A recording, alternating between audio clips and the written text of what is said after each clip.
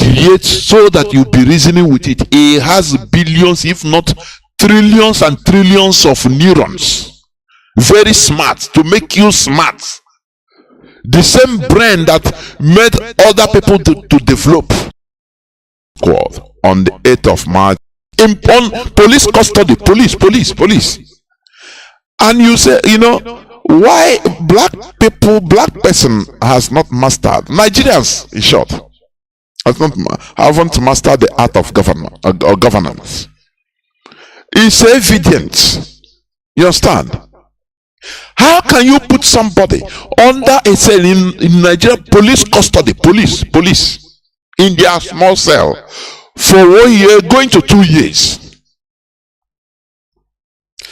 Do you see that there is no, when you quote law in Nigeria, is rubbish. I call it bunkum. I'm telling you honestly. Because there is nothing, everything jaga there. Nothing. Even according to some people, they say in Nigerian prison you have to even pay. Only awaiting trial are there. They don't try people. They don't send them to court. You have to bribe in order to go to court. Otherwise you stay there forever and die. Go to court. Why not even put that place? I used to ask, why does Britain put that racial construct so that human beings there, unfortunate enough to be there, will be suffering? It makes no sense. I'm telling you honestly, it makes no sense. There is no law, no order, nothing. Prison is for, normally, you know, even in the Nigerian law, once you arrest somebody, Nigerian constitution, let me tell you, once somebody is being arrested, he has a maximum, I think, of either 24 hours or 48 hours to be sent to the prosecutor, who will either remind him or free him or her. When they remind you, you know, you are going to jail. Jail is more better normally, under normal circumstance, not in the Nigeria case. But the police will arrest somebody. You know, even in the military, they capture civilian people, citizens, and dump them there in the military camps where they eat their own shit. Navy have their own. You see a place jaga that is not a very horrible place. If that is why I blame people for talking about the election in Nigeria. Instead of asking, telling people, talking to ourselves and say, look, do we, who as human beings, merit to be in this circle, in this entity that Britain created and forced everybody to be? That should be the normal question we should be asking ourselves. Not talking of election, because there's nothing you can do. No, bring Kanu Michael or Angel on the Ocha, Michael, Mike. Bring Angel Michael, Obiacha, Nigeria. Before God and man, 24 hours, he become corrupt. He will become confused. He will not know nothing. I'm telling you honestly. But will people think? No, they don't think, because they are being overwhelmed by sentiment. Very sentimental human beings that are in Nigeria. They don't think. They reason with their sentiments instead of reasoning with their brains. Here we bring you back so that you reason with your brain, because that is what nature, what God creates, so that you be reasoning with it. It has billions, if not trillions and trillions of neurons. Very smart, to make you smart. The same brain that made other people to develop. Nothing more. You understand? So, this our man, Uche Bulem, he's been in Abataya, in Abuja. It's a Nigerian police where they harvest organs of people. Do you see that we IPOB, we are not breaking any law? Do you understand? Because there is, I used to hammer it here, no single IPOB family member has ever been convicted in the Nigerian court. Has ever, no. What Nigerian government is doing against us is illegal. Is intimidation, setting us up and going from place to pillar to post, killing us. Once they abduct any of us, until if we know, we start shouting now, they will hide the person and they will not bring him out. You see, when a very primitive feudal or feudalistic set of human beings, the Fulani, is running a country. Know what? Obadiah Malafia, let Obadiah Malafia. He said something. He said, have you ever reasoned wherever the Fulani go, if they stay there long, they establish there will become desert? Have you ever reasoned why? I don't. Have you ever reasoned why? That thing he said is not only bush or concerning forest only. It's also there, but other things. They invaded the Hausa land that was, progressing, developing during the medieval period, the old time. Hausa land was one of the most civilized and developed land or people in our black Africa, in black race, because that time they were manufacturing then gone blunderbusses,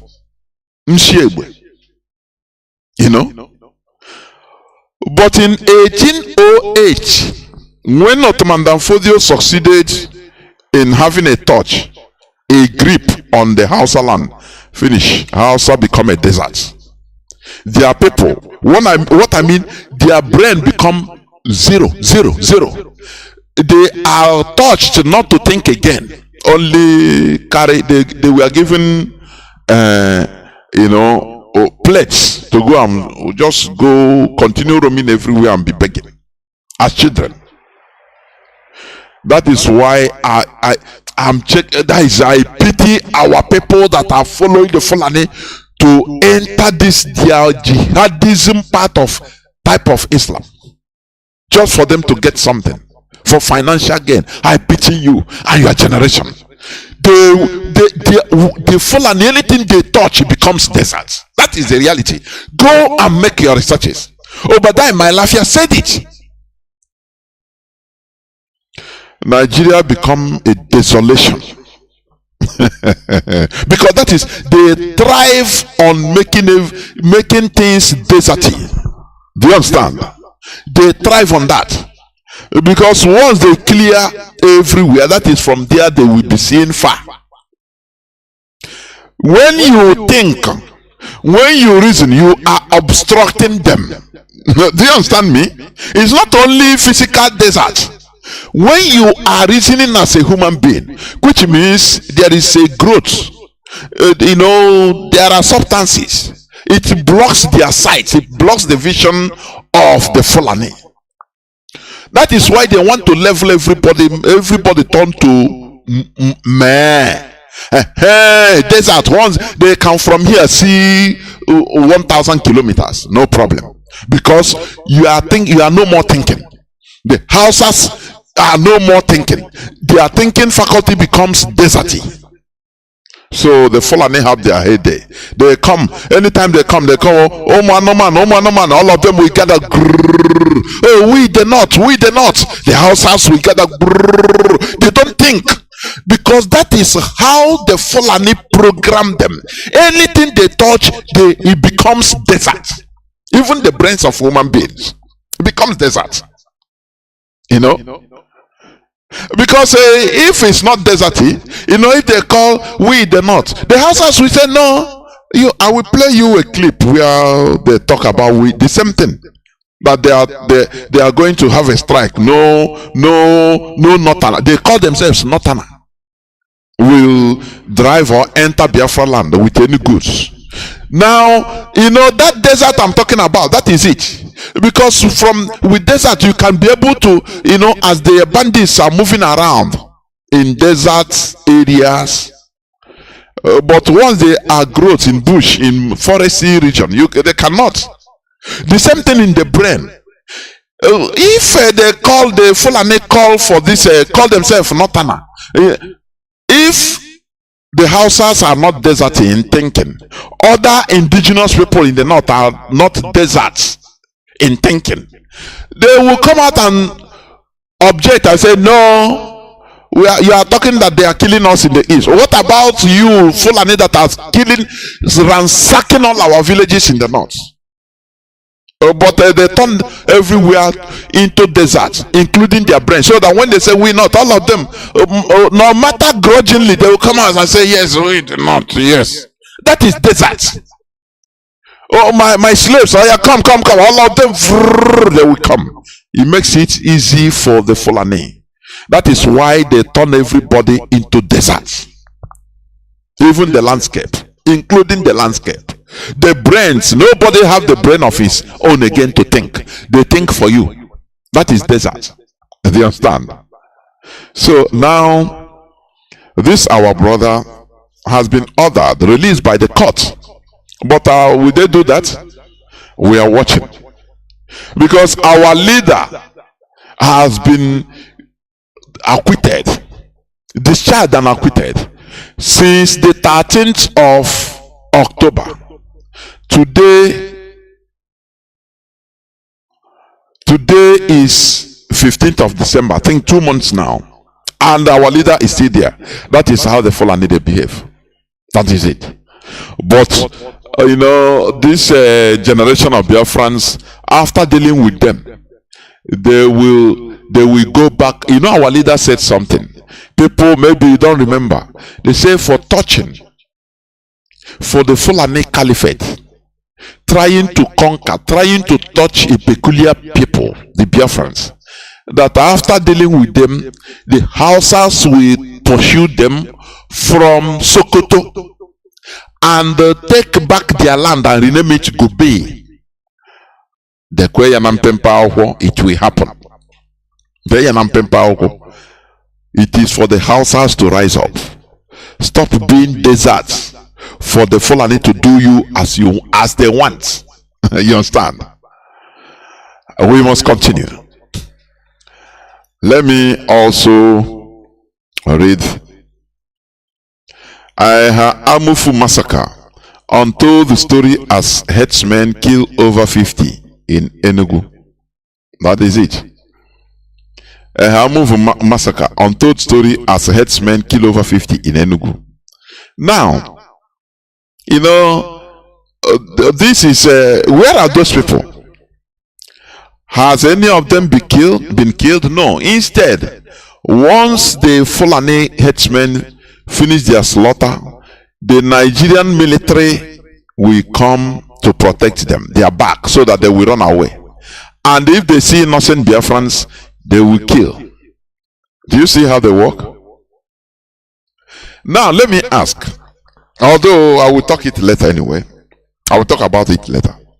This killing, have you ever seen World Igbo Congress have a press release publicly? For example, in America, they gather and publicize this massacre in Enugu and child that this is unacceptable in Nigeria. Do you know how long how far it would have gone? No. All that they care for, because everybody is afraid of his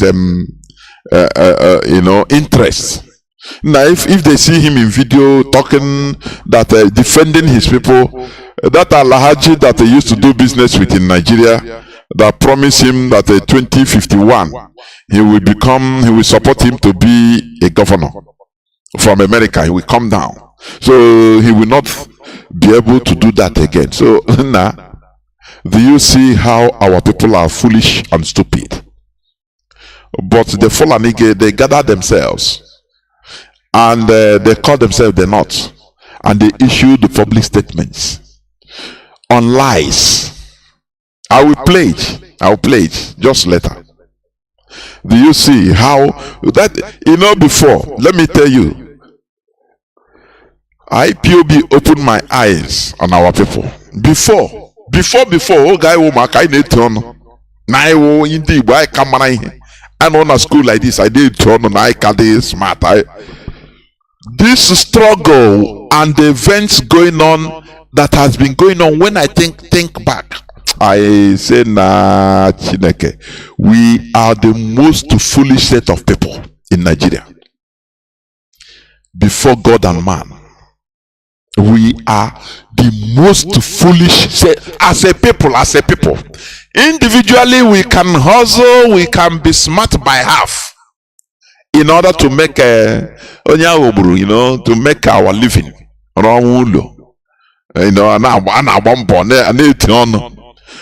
Mana as a people zero upon zero, even minus. You understand me? What prevents even World Igbo Congress to come up openly? Because where they are in America, they can even make more noise. To come up openly and condemn, invite the media. It's not about IPOB. It's not about Biafra. Invite the media, the world media, and tell them that we need to tell you people something. Look at what is going on in our land. Look at the people doing it. But I'm here. Your appointment with Zuckerberg. So you go. Hell, Chideke. Chukuna boy with this hour. I now will wine. Oh, this struggle me permania even by no matter in Keho, ya photo ya you teach him of mother again a mother nothing, no substance, no vision for the people, nothing. Yanako Irike, I know Bumbo. How can they come, they bulldoze it, they make you useless in one day. There's nothing you can do. Because individual success is nothing, it's useless until the people, the success of a people, a community is better by 1 million times than individual success. That is one thing our people don't understand. Here we continue pinpointing all these little things that you think they are little, but they are the most important thing.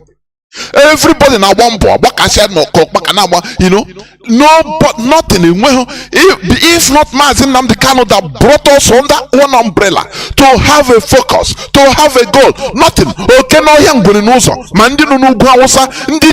you will see people living in fear from childhood to adulthood in parts of Hausa, in parts of the north. That is what we said. Because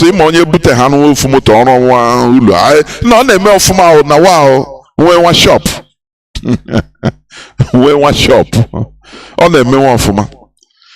Our leader started, he said, the money the whole business Igbo man has, the 10th wife of Dangote is more richer than all the Igbo people combined. They don't understand what it. I saw one video the other time. One guy, one man, I think he's in their market, but he have died anyway. The video, he showed this phone explosion. It was on phone. He was using it, I don't know, for lighting. When no light, he was lighting to see. To fuel his generator, put fuel in his generator, and the thing exploded. And they show the man underwent some operations in Abuja there. They say it's whether a building material is the way I listened to the voice message. The video was there, but the voice that accompanied the explanation of what happened. They say, now this man is one of the biggest guys in their market. Okay, listen. Oh, Nibo. Very sorry, honestly. I describe it as no one of the biggest boys in the day market in Abuja. Man, when he has this accident, his money under 1 second, hospital, this thing, bill, clear everything he has as money. But one of the if not the biggest boy in the market in that their side, whether Mbuka or building material. Now, they said they recommend for him to be immediately flown to India. So now they are clamoring for people to donate. People are donating. One of the biggest boy in the market. He don't even have money to be flown for treatment in India. They are better.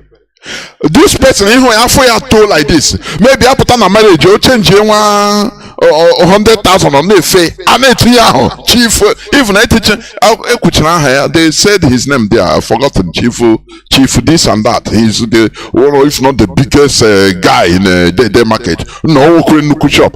And if you see all these things, he made it buy a berry. We pretend, we talk, we boast more than we have. Only one slightest medical problem we clear, even you start begging. We see it every day. Man, even going, I heard the amount, even going to fail, I'm marriage, even Dangote his boy. For you to see the by us, no, make off, no, Diego. I the stupid before God and man. You see a Fulani boy, a Fulani man.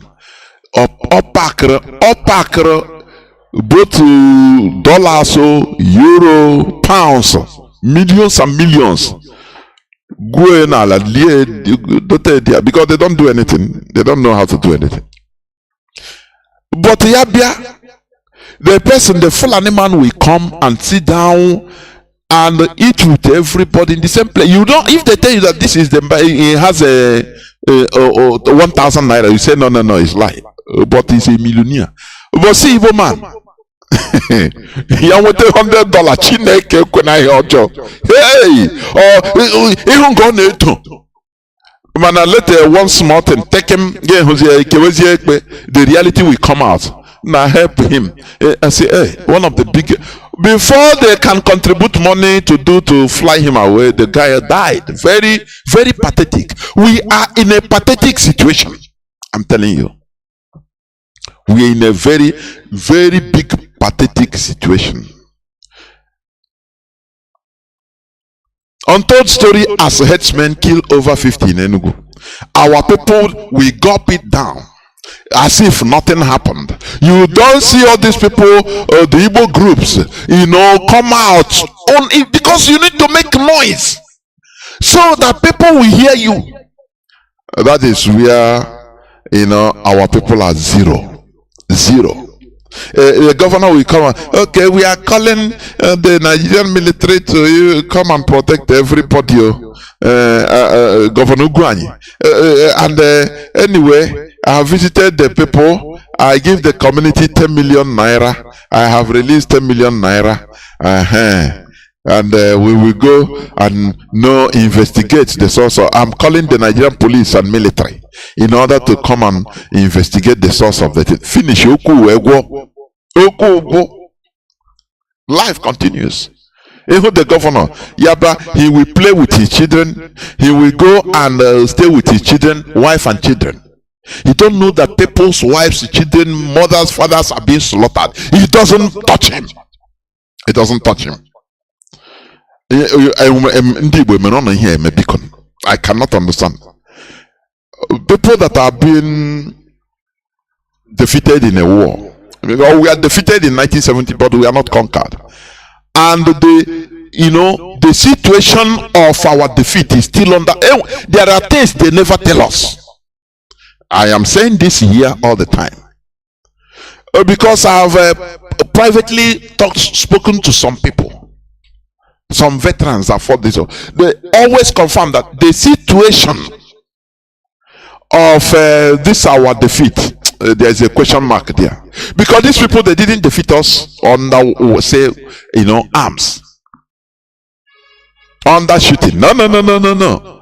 There is something that happened when Biafran soldiers were, reorganizing, taking places, retaking places. Now all of a sudden, there are things that we are not being told.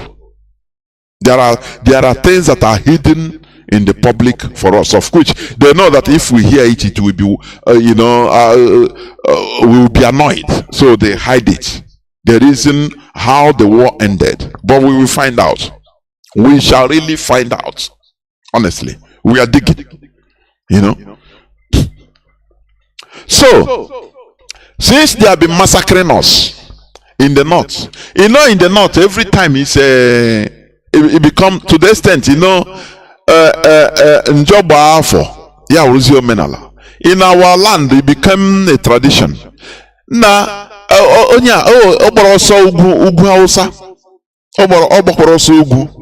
finish. All his life savings and works were destroyed, and he came back. And he said, now, hey, I saw many of them in our villages in different parts. Now, hey, others are on our cote shibushi ndozo. And when their family of the and the person will become nothing, start from zero.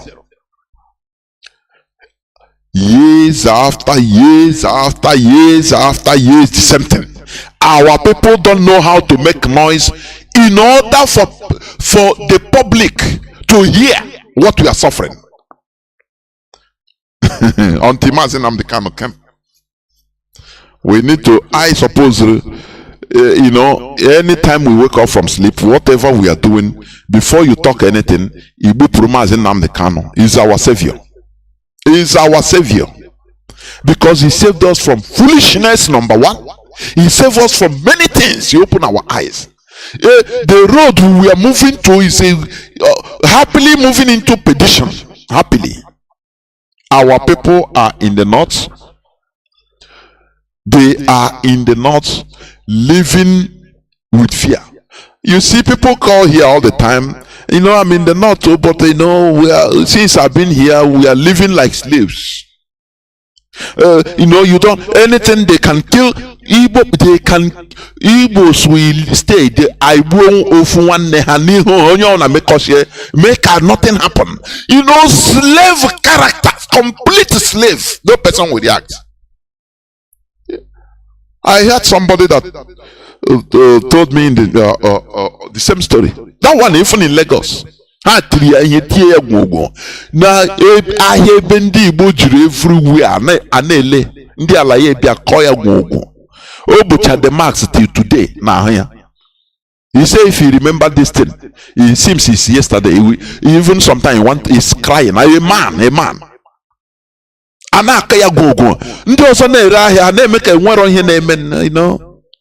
And you see, it's the life of a perfect slave. Life of complete perfect slaves. They have reduced us into. But we said no. Where is World Igbo Congress? Can they talk? Not a press release, releasing here, they know. Like the Fulani, they come to the camera, they invite, they do open press. They call different channels. They video them, they talk, people watch and listen. In our own, yes, Ohanes Ndibo will release a statement. What happened is unacceptable. Please, we charge the Nigerian government to do more in order to protect people. Finishing Kahaga. Very horrible type of life we are living. Yeah, I've been do Dibo in our own way. Slave, the worst part of type of slavery. I'm telling you, we must continue. Now, let me just stop a bit and play this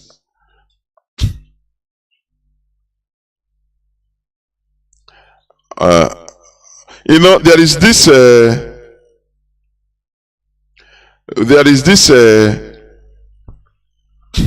a man, you know, Ababa Alkali, the IGP of police. You know, the other time he was sentenced to 3 months in jail by the Nigerian court for contempt of court. You know, because he's bigger than Nigeria court. Nigerians, they don't have institutions. People are bigger than institutions. A whole president of America, President Bill Clinton, was subpoenaed by the court, a serving president, and he went to court to give witness. Can you try that in Nigeria? Who born you? Look at ordinary IGP of police. He was summoned several times in the court, and he even behave as if he don't hear, he don't know nothing. He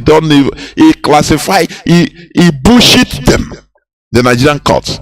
Now they sentence him for 3 months in for contempt of court. But now they have court vacates order sentencing IG to 3 months imprisonment. They vacate order. You know, when they speak this rigorous English grammar, which means they have removed, they no more sentence him.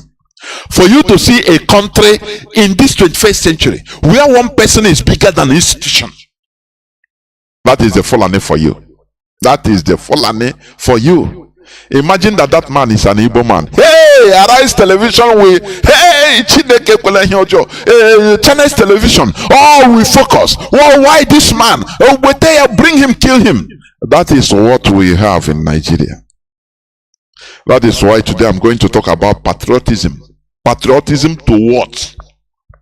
That is a question. To what? You know? So now the court have come back and said, no, we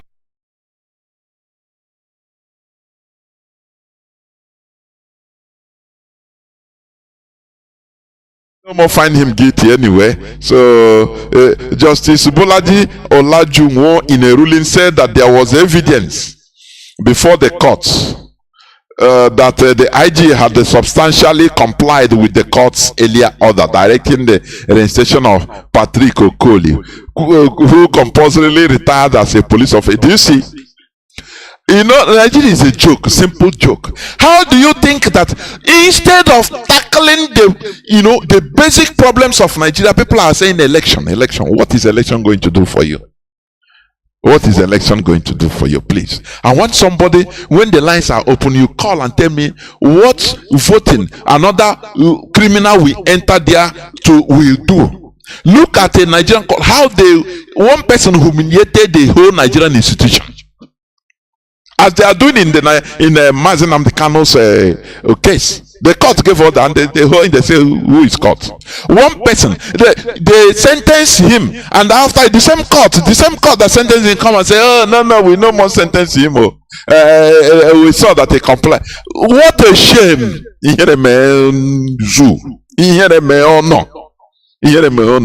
You see people that I went to Cambridge, I'm an intellectual. The people we clap, very bushy, stupid, primates they are. Can you ever hear this thing in another place? That a whole court we summon a police officer. He said no, he pretend as if he don't even hear nothing. They serve him paper several times. Now they sentence him. After the same court we see go, okay. When they come to the television to tell you how they love Africa, how they love rule of law, all those things are nonsense, rubbish. It doesn't portray the reality. America, can I say, colonized Liberia. They brought the freed slaves to Liberia from America. I think in 1822 or 23, Liberia had their so-called flag independence. The first in the African mainland, 1822 or 1823. Do you know what happened? America instituted there as a farmland for rubber plants, rubber plantation in Liberia. It became a farmland for firestone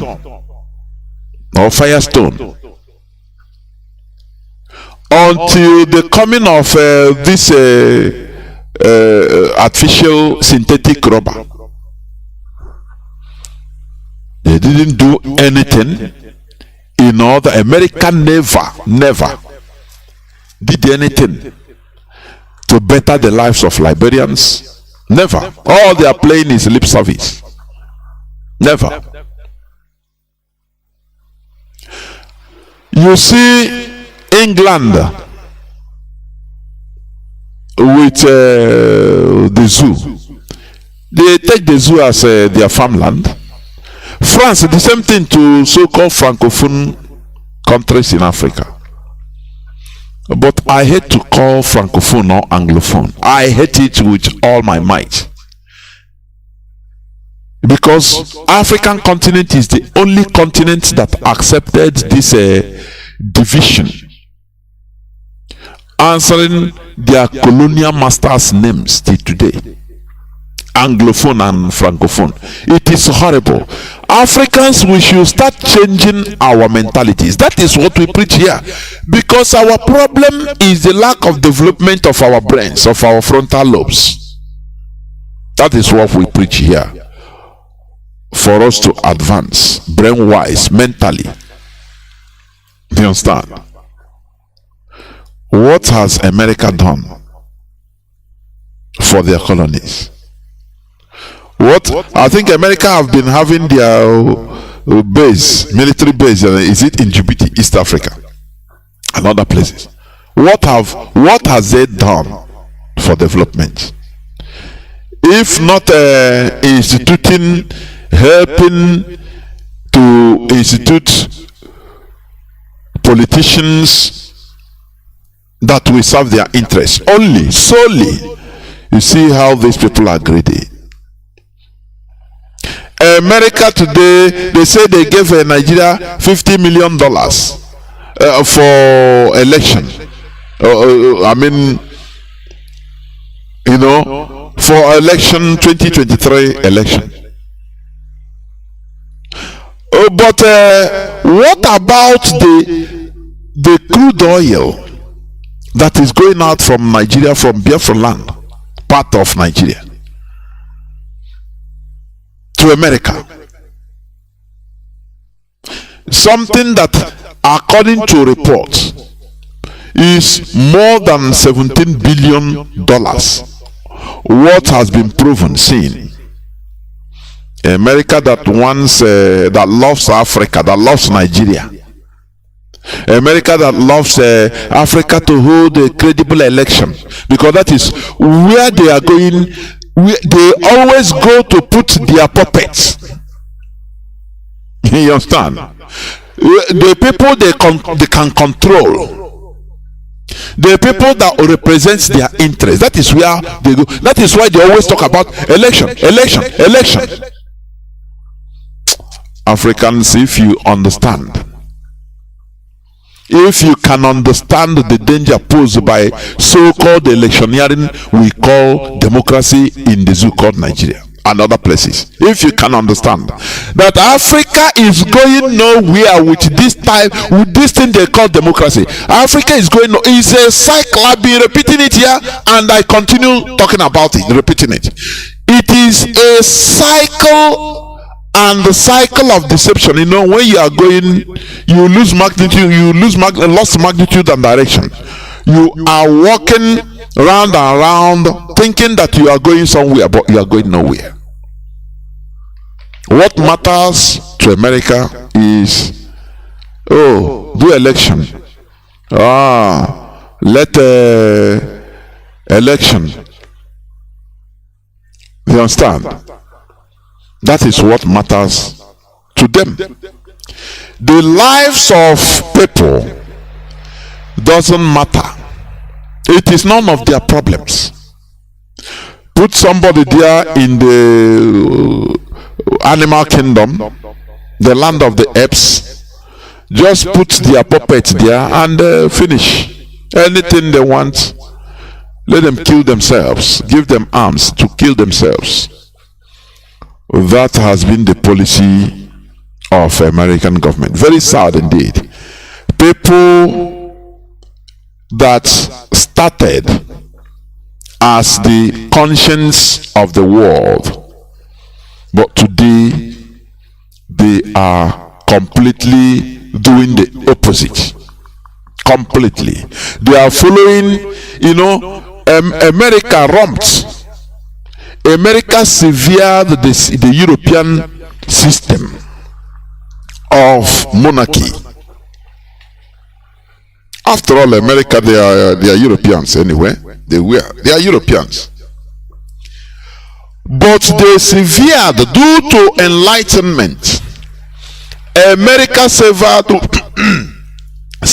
with the European system of governance and experimented.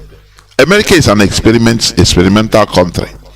Experimented on the enlightenment which they had.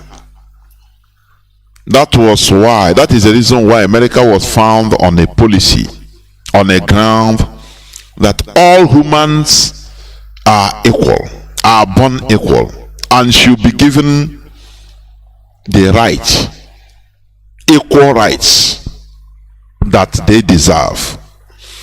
Today, African lives doesn't matter to America. Everything is playing politics for their interest.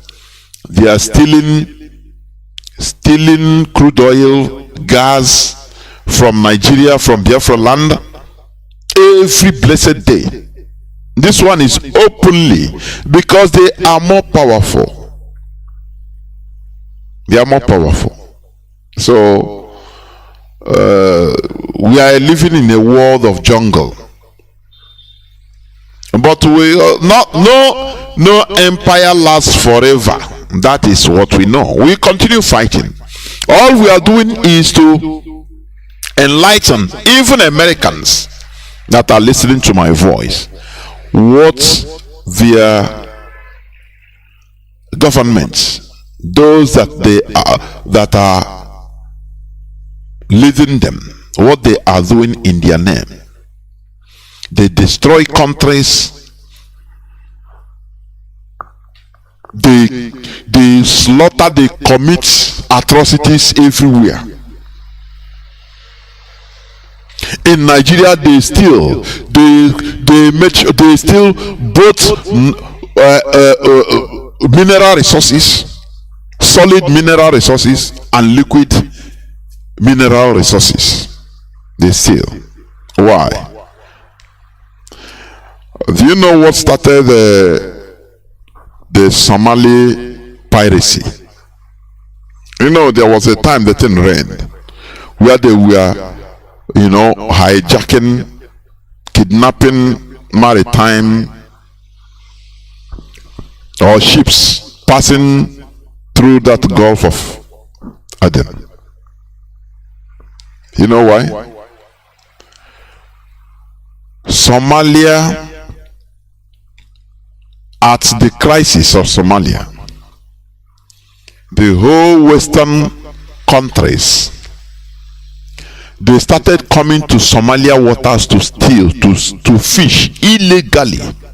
They did all kinds of things, knocking off the local artisanal fishermen.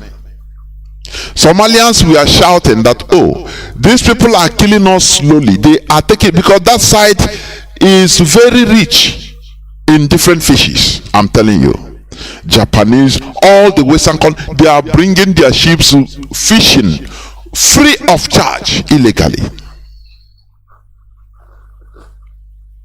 When the Somalians, their voice was not heard, no person cared to listen.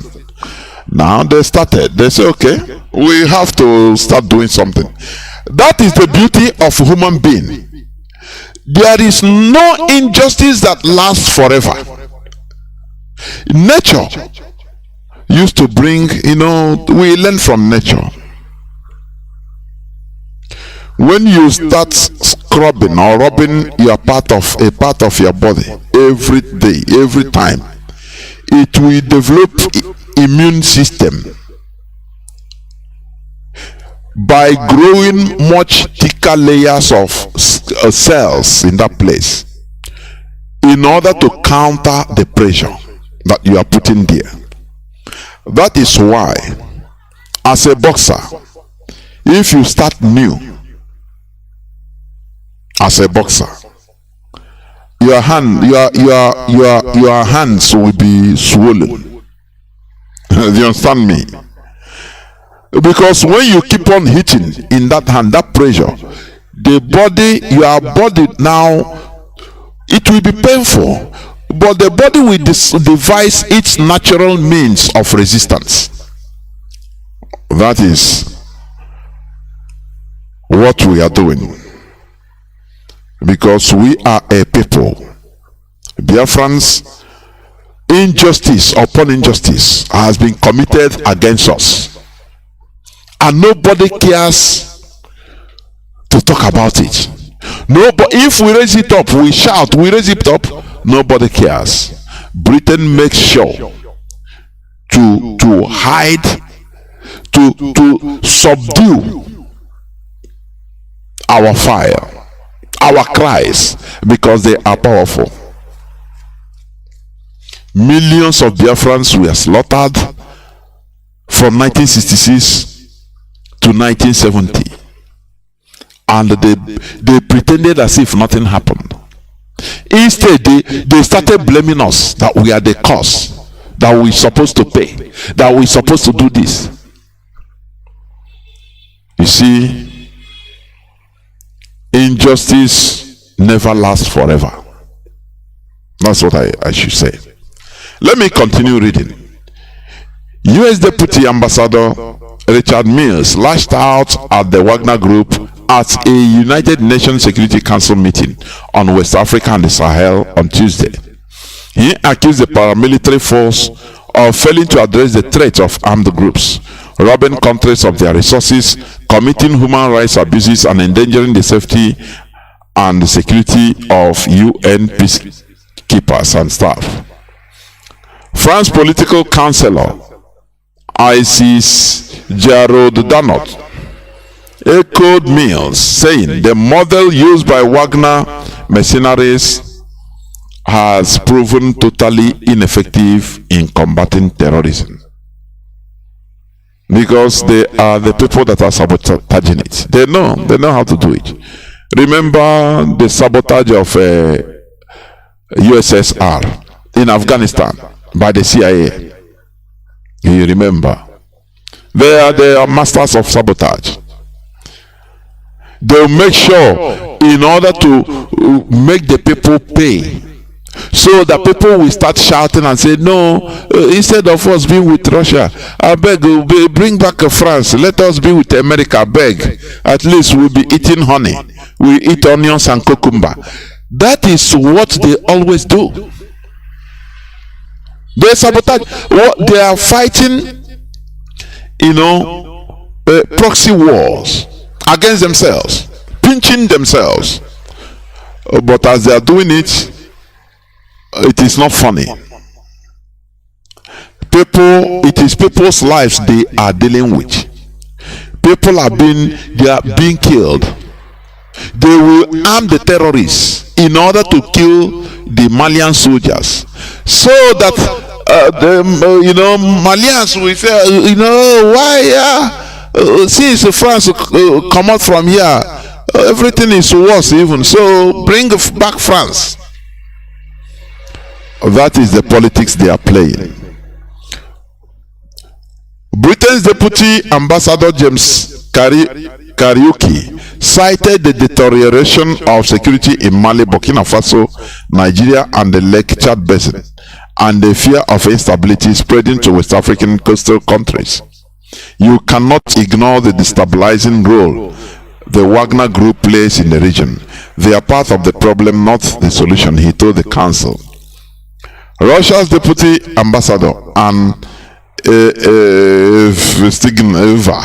sorry for not the name, I cannot pronounce it, rejected what she called attempts to besmirch Russia assistance to Mali, where Moscow has a bilateral agreement to assist the transitional government and in other countries in Africa.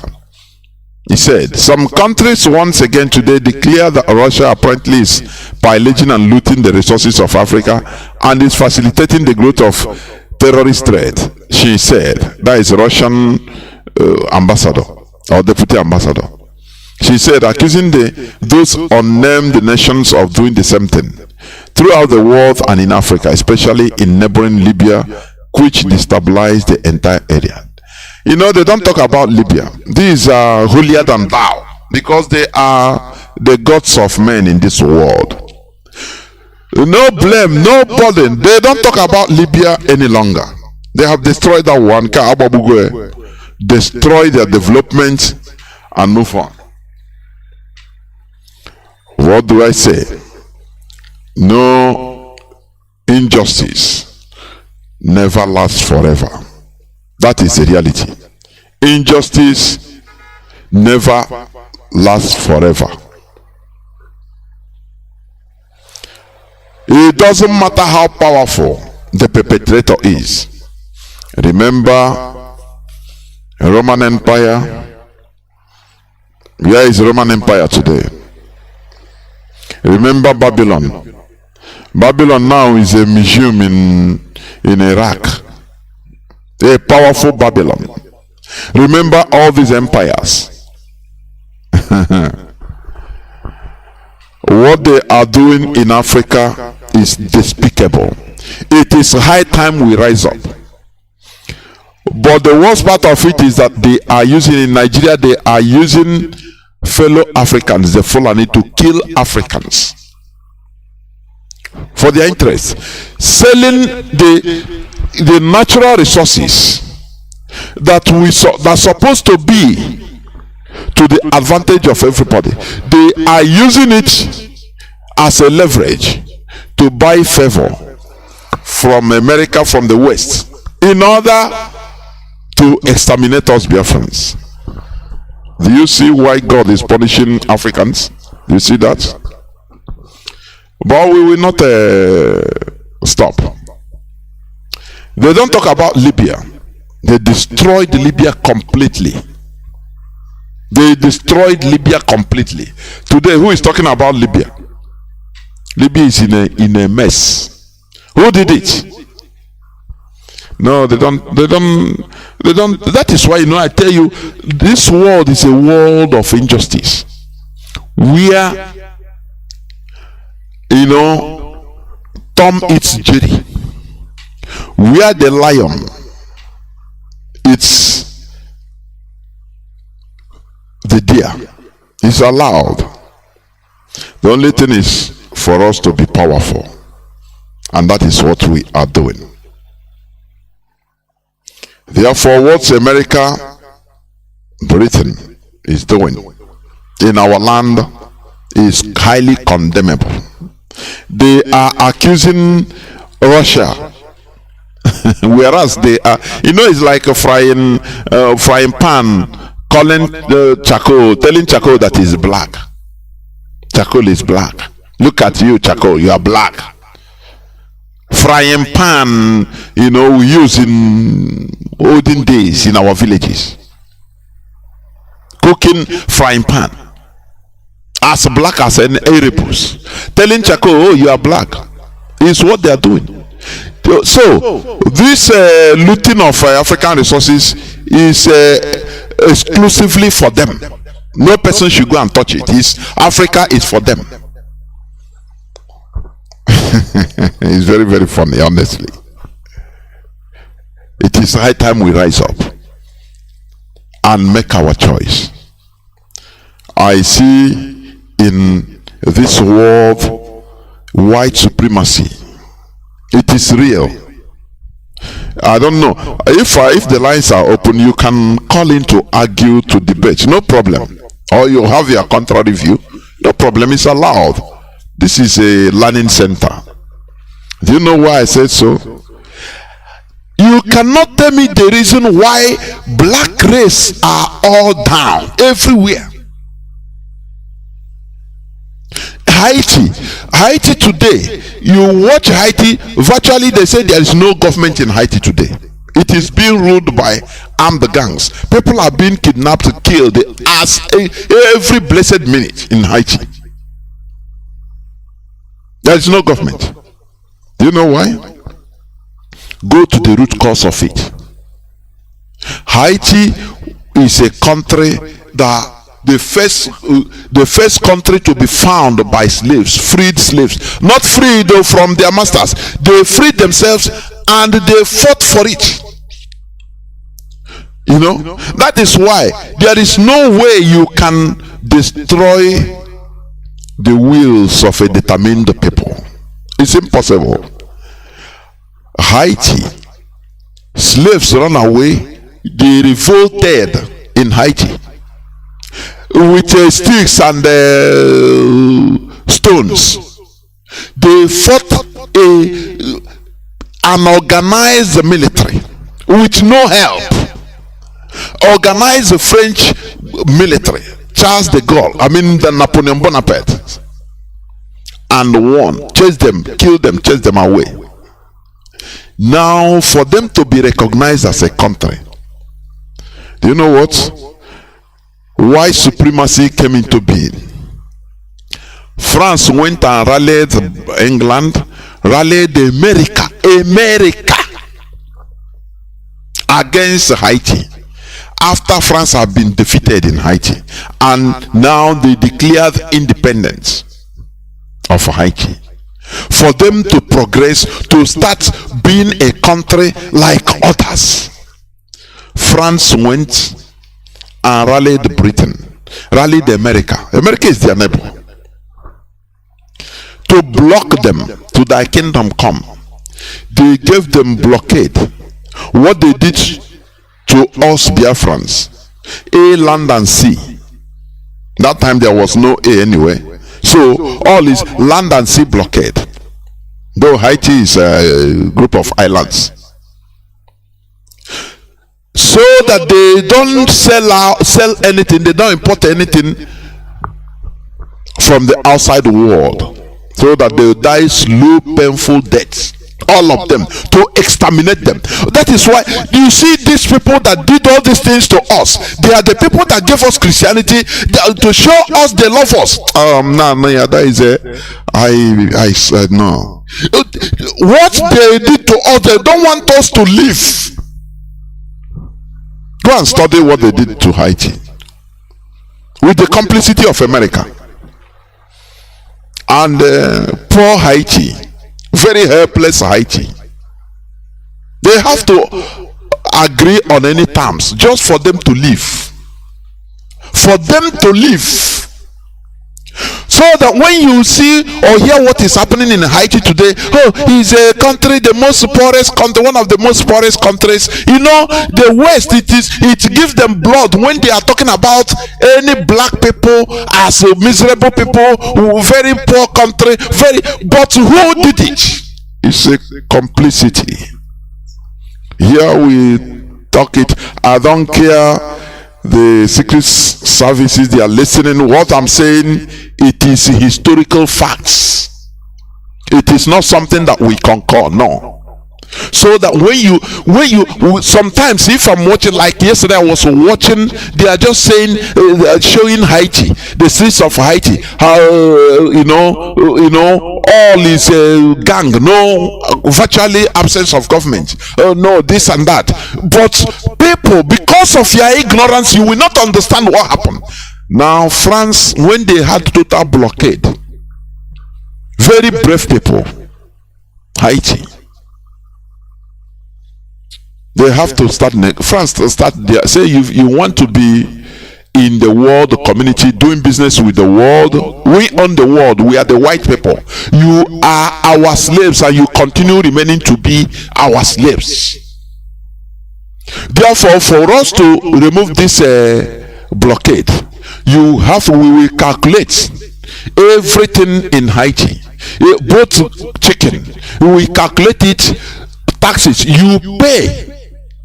And they calculated 18th century 40 billion. And poor Haiti, no rescue. You know, the worst is that when you are being pursued, no help. Everybody is hostile to you. Nobody. At least when America was fighting for independence, the 13 colonies of America, when they were fighting for independence,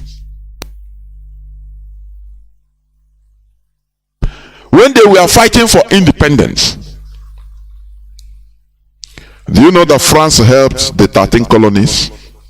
The Minutemen. France helped them.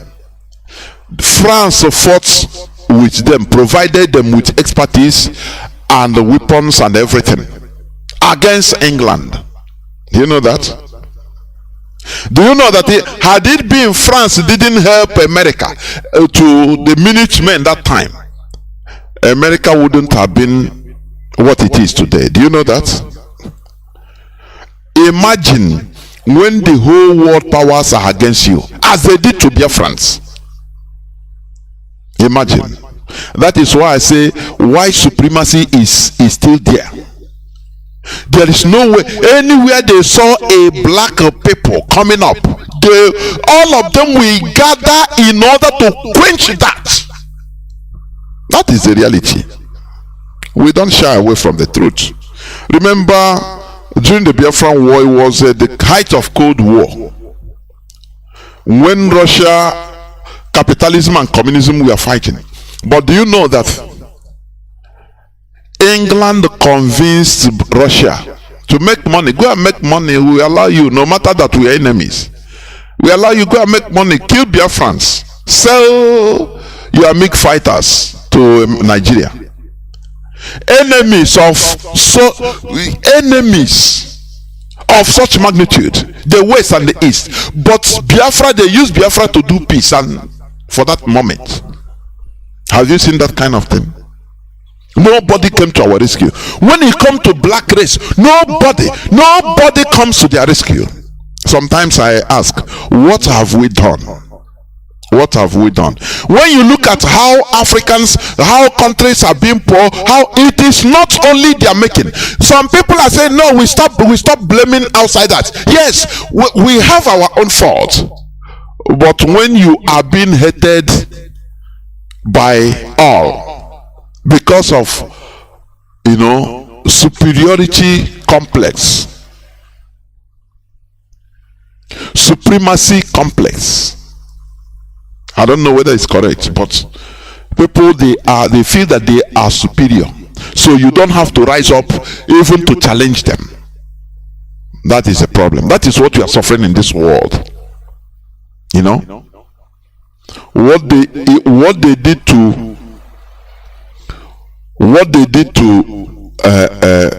Haiti, it is thinking. I think one of their presidents, what is the name? I think in 1970s or 80s, started telling France that, look, $40 billion we paid is unjust. It is what crippled us as a people, made us to be poor and miserable today. They immediately, for him raising that topic, they instigated crisis in Haiti immediately, and he was gone. What I'm telling you is for you to understand the type of the world we are in today, that we need to buckle up, both mentally and physically. We need to buckle up in order to face what is facing us. Imagine that is a black Africa, black race, that is a black country, that is Japan. Before God and man, America would have completely annihilated them, complete, and made sure that none of there is nothing not to develop even till today. But during Second World War, after the defeat of Japan, they were helped to develop. Nothing through MacArthur, Douglas MacArthur. Germany, the same thing. Imagine that Germany is a black country. They will be wiped off the face of the earth. What I'm telling you, we always say, no, we blame ourselves. Yes, we have faults, yes. But outside forces is also there. We cannot deny it. Look at what France did in Guinea. Independent Guinea. Where Secretary wanted to be independent and develop because his country. Well, what happened? France did almost what they did in Haiti to them by destroying everything destroyable in Guinea in 1950, 56, 57, before their independence. What about Kwame Nkrumah? Why did Kwame Nkrumah run away? Kwame Nkrumah had a vision of industrializing Ghana from 1967. Count it, 57, 67, 77. Ghana will be industrialized, manufacturing things like Western countries. But because of the complicity of these people, they made Africa, they have agreed that Africa will be their farmland. This is what Hitler fought, his ideology.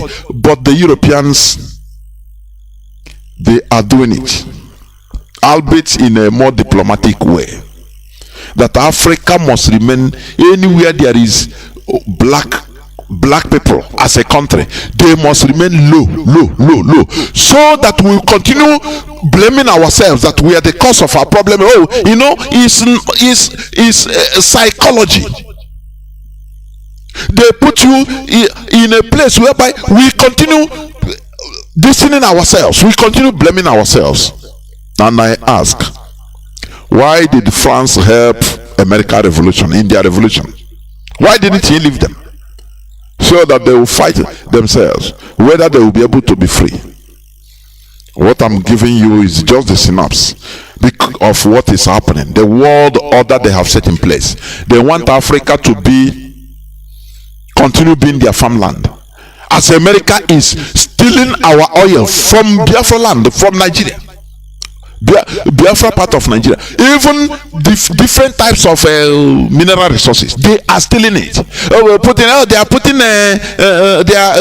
different NGOs. They are helping to pay, give people food, give children food. You don't know what they are doing secretly. They are sucking everywhere dry. This is an evil world. An evil world. I'm telling you honestly. But we will continue. We will never stop what we are doing. They gathered and crushed, made sure that Biafra never rise. Because they know that if Biafra become a nation, becoming real independent, it will be the first real independent African country. And we will show example by doing things by ourselves. You understand? Not that we will not be doing business with them. No, we have to be doing business with all of them, and they will be getting. But the issue is that we will have thinking faculty to do things by ourselves. Have you asked yourself, in the next few years, many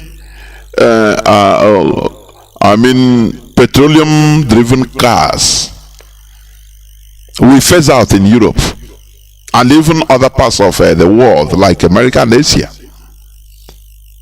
Now all those millions of diesel and petrol cars, where do you think that they are heading to? They are dumping ground, Africa. That's where they are heading to. So that when you buy a car, you don't know that you are just a dumping ground. You don't know. And they are making money out of it as a garbage center. You don't know. Cars that is emitting CO2, carbon monoxide. In Europe, they will not allow it. They will just send it to our dumping ground in Africa. And these so-called politicians, they are facilitating all these things. Do you understand that? We must continue. We must continue. We will continue fighting. We will continue fighting. Let me leave these headlines, please, so that I'll go direct to the topic. I've taken a little time, but it is worth it. Let me go direct to the subject of today. The topic of today's submission: subdued and subjugated in Nigeria. That is who we are. Biafrans subdued and subjugated in Nigeria. That is the topic of my submission today, for you to understand. To subdue is to overcome, quieten, or bring under control. Subjugation is also the action of bringing someone or something under domination or control. Why I used to explain is because English is not our mother tongue. It's a language, foreign language, that we are, forced to learn for our communication. Imagine the injustices we are suffering, please. Since I've been wondering, I checked the advanced countries, the most advanced countries in the world, even developing, advancing ones, developed ones. None of those countries develop or advance solely on foreign values, including language, religion. No, none. They advanced speaking their language. Do you know that speaking English, taking English to do everything in our land, it is a gross injustice to a cross section of our people. Do you know that? I want you to think. What about people that doesn't understand this language? They are cut off. Anything that they are being told, explained, there is that they believe is that. That is the injustice. I want you to think. No country. Iceland is today, they are not up to 500,000. They are speaking Icelandic. It's their language. It's their language. A combination of, I think, old Gothic language and some Scandinavian language. But it's their language. The whole countries, Norway, they speak Norwegian. Finland, they speak Finnish. Germany, they speak German. You don't see even little Austria, they speak the German also. They speak their language. You don't see them, applying on foreign languages. We are far, honestly. Let me tell you. Sometimes when you look the problems facing us, you want to just be frustrated. I mean, even us as a black race, as Africans, I never see. Check the whole Japan. They speak their language. They write it. They use it. When their president or prime minister is talking to them, to the press, they use their language. China, the same thing. In their courts, they use their languages, their local languages, to do their things, so that everybody will understand it. So that even when villagers, old men and women, little children, everybody watching them on television will understand. They don't need interpreters, because when it is being interpreted, many things will be lost. You understand? Or misinterpreted. Just check what I'm telling you. When you check, you can say America. America is Britain. You understand? You see South Africa doing good because they are still with their slave masters, colonizers. They negotiated and stayed. And do you know one very smart thing? Go to look at South Africa. The white people in South Africa, they came to South Africa. The Boers, the Dutch, English, all the white. You know what they do? They say, instead of us, you'll be speaking to me in English, I'll be talking to you in Dutch. There will be problem. These people, why I love them, no matter what, they used to see far and resolve their problem before it comes. They used to be proactive. They say, okay, now what we are going to do, we are going to form our own peculiar language. And they formed it. It will become, it's neither European language, but it has ingredients from their different languages, and they call it African. It's a creation, recent language. For you to understand that this could be done by human beings. These people, the white people, no matter how what, they are showing us that things could be done. Whereas we only believe, but they are doing things. These people, they gathered and said no. Instead of us fighting each other, say no, let us apply English as number one language among us. Well, it will be a problem. These other people will say no. Why? Well, okay, why not put my own Dutch language? This one will say no. Why not Portuguese? This one will say no. Why not Spanish? They say no. Let us have a consensus. We enter into work. Let us devise a language, common language, that is neither English, no German, no any, but it is our own peculiar language. It will be our language of communication, and they did it. Today they speak African. Do you understand? Whereas if it's Africans, black, red, that is the fault we have, very big one. They will start fighting each other. This one say no, let us speak my language. So why should we be what? Before you know, they divided themselves into pieces. That is the problem. That is the problem.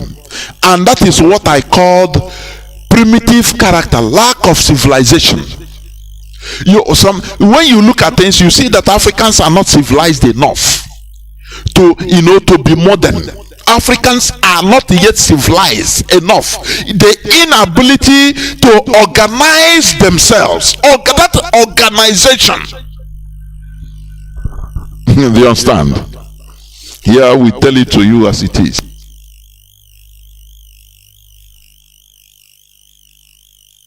We say it as it is. I don't care about what you feel. One thing that I care for is when you think about what we say, you have a reflex about it. Now you say, okay, but what these people are saying is right. That is only what matters to me. Nothing more. You cannot go and make your researches and say no, this is lie. We don't say lie here. You understand me? So they formed this language. Imagine in Biafra land, we speak Igbo mostly, Ejo. We speak different Biafran languages, or mostly Igbo. Now imagine Nigerian constitution is in English. How many people understand? How many people understand it? Do you know that people, for you to understand even you are right, you have to now go to formal school to learn. From there you start learning English to understand how they write it, what they write. Don't you see that is an injustice? But Japanese, no, they don't need to go to school even to know they are right. Because as they are speaking, they are hearing it. It's their natural language. So you don't need to tell somebody this is not your right. He knows. He knows. He will tell you, he will quote you. Old man will tell you, no, this is our right. That is why they accompany, they follow the government. They know them, they know what's up. Any slightest in any person, any politician that will come to start telling them anything, because it's in their language, their natural language, they will come out on the streets and say to hell with you, because they understand. How many of our people understand? How many Yorubas understand English? And those that doesn't understand? Well, how many Igbos understand the real English and those that doesn't understand? How many percentage? What of the Hausas? What of the Nupe? What of the Fulani? That is why our people become like a miserable. We become stupid, just stupid, in a state of stupor. What did they say? Now they say they talk English. Now they say you don't need to go out to protest. Now wow, they now believe the politicians because they are made to be so, because of simple language. That is why, when our leaders say that in Biafra our constitutions will be written in our various Biafran languages. Do you know that that thing is shaking the Europeans? Do you know that? Do you know that they don't want it? They know that this man has the key. He is an enlightened, Mazi Nnamdi Kanu is an enlightened fellow. It's an Illuminati, for goodness sake. These people, that's why they fear him. They know that he has the key to advance a country. He has the key.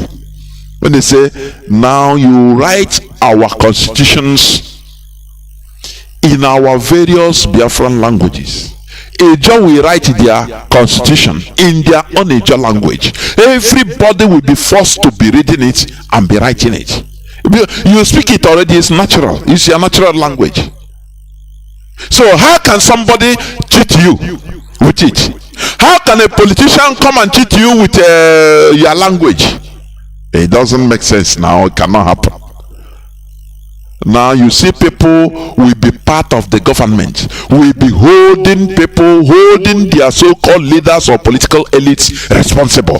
But it's not happening in our land because many percentage of our people doesn't even understand the meaning of English or the meaning of English wordings. Have you ever thought in that direction? Have you ever? I say, go to Google, check the whole top advanced countries. Check the powerful countries. Tell me any one of the countries that have developed with a foreign language, with a foreign values, including language and religion. Tell me, just tell me. Everything is indigenous to them. That is why they were able to develop, because it's natural. But here we will be learning from thy kingdom come. We learn English. It's not our language, but we learn it. And we will never be perfect. What of how many people in a village, how many people will understand? You will bring a Nigerian constitution and be reading it to them as, just as a sophisticated English, cunning English they are using, and people will understand it. But when you write it in Igbo language, if you want to write a proverb, it is even the people in the villages will understand it more than you. They will correct you. Do you see the difference? Do you see why Africans we are at the bottom? Because many people don't even follow the rhythm of the government. They are not many percentage of our people are not even they don't even understand what government means. They don't even understand. They don't follow. Why? Simple language, only language, because English. Only English. Go to our courts, it's English they use. They don't use Igbo. Anything official is English. Do you see that? Do you see that? And we say we are wise. Do you see that? It's very easy to cheat with English, confuse with another person's language. People will cram a dictionary and that is it. They will come and start to vomiting rubbish. You don't know that they are talking rubbish, but because you don't understand, you clap. It's a very big pity. It's a very big pity. So that is why I used to explain. Primarily, I used to explain like subdued and subjugated in Nigeria. I talk about subdue and subdue. They are almost the same thing. To subdue is to overcome, quieten or bring under control. Subjugation is the action of bringing someone or something under domination or control. So it's almost the same thing. You understand? In Nigeria, we are subdued and subjugated. You understand? We are talking and somebody said, no, we need to grow up from our being, falling back every time to our past, our history, that we need to grow up. We blame. I say, yes, you're right. But in Nigeria setting, we can never grow up.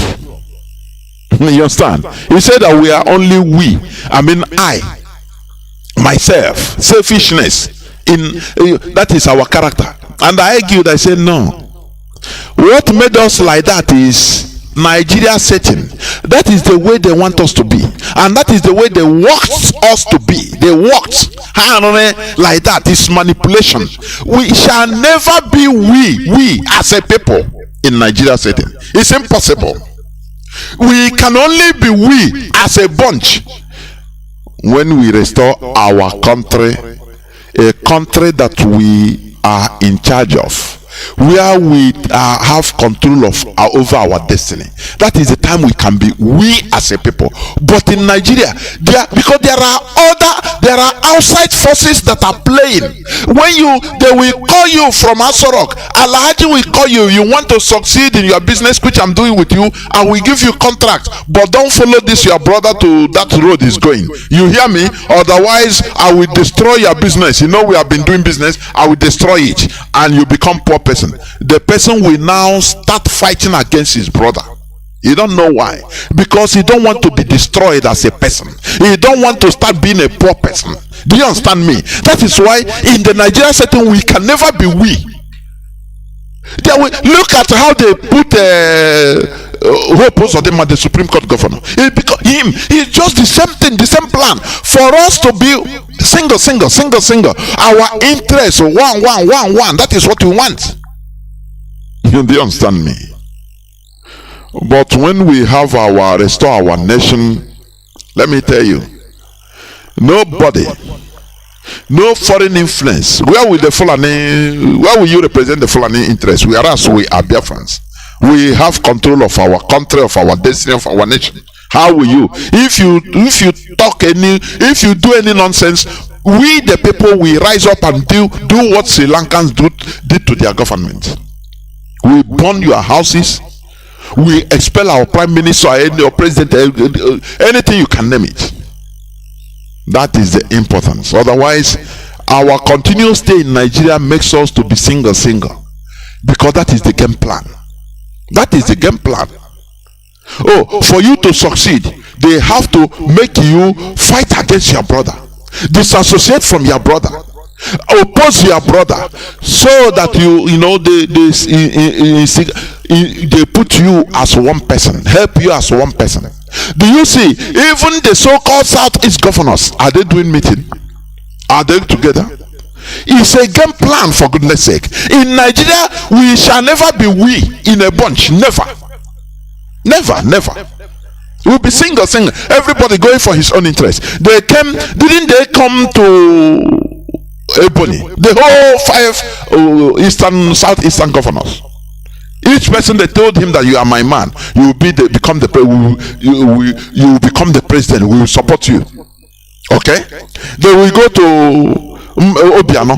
The same thing. You are our man. You become the president. So let Allah become a part of your cabinet. He said, okay, no problem. They go to Ugwani, the same thing. Went to Rochas, went to all of them, the same thing, individually. Now they tell them, if you want us to support you, do not have any meeting. Anything your colleagues say, disagree, because he's a bad person. They go, each and every one of them, they told them the same story, to hate each other, to fight each other, for their single, selfish interest. Because we are in Nigeria, and there's nothing you can do, because that is the way it is. That is why in Nigeria we cannot have we. It's only one. They make everybody to stay one. They will corner you and promise you heaven and earth. They will make you wealthy, and you take them now. After all, Okorocha said that he was made. Is it Okorocha or Josokalo? That it is the North. All of them are saying it. It is the Northerners that made them.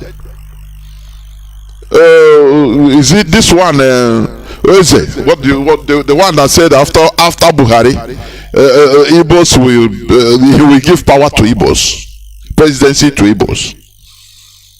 Didn't he say that? He said that it is the Northerners, it is the Northerners that made him. Do you see that? So how will he consider you as his brother? How? That is why I argue. In Nigeria, we will always be single. That they always inflate that selfishness in us, so that you become single. You boast for your brother that, look, I will deal with you. I have allergy. I have his brother is a commander in the 82 division, so he can, before you know, once you take phone, call Alhaji, there's this my people here in my village, I want to deal with them, send me troops. Immediately they will send troops, because they know that you want to kill your brothers. Do you see that? That is the reality. That is the reality. We must bear the truth, expose it. Okay, remember today, as I said, I'm talking on the topic that says subdued and subjugated in Nigeria. Our way of life and reasoning is under threat. Do you know that? Our way of life and reasoning is under heavy threat in Nigeria. It is endangered. It is under subjugation in Nigeria. Do you understand that? Our way of life and reasoning is under threat. It is endangered. It is under subjugation in Nigeria. You see, our political elites always made to prove that they are genuine Nigerians. What you hear ever in the Nigerian setting is they are not yet ready to be president. They are not Nigerians enough. These are the words you are hearing. This is psychological, to make people, to make them strive. How do they strive? What do they do? What are they expected to do? To sell their collective interests, to sell our collective interests as Biafrans, as a people. Do you understand? That is why they always use that word. You are not a Nigerian. To the extent a Yoruba musician of APC extraction. Igbos, they are not ready. They are not Nigerians enough. We are not Nigerians enough. Now we want to go. As we are not Nigerians enough, they say no.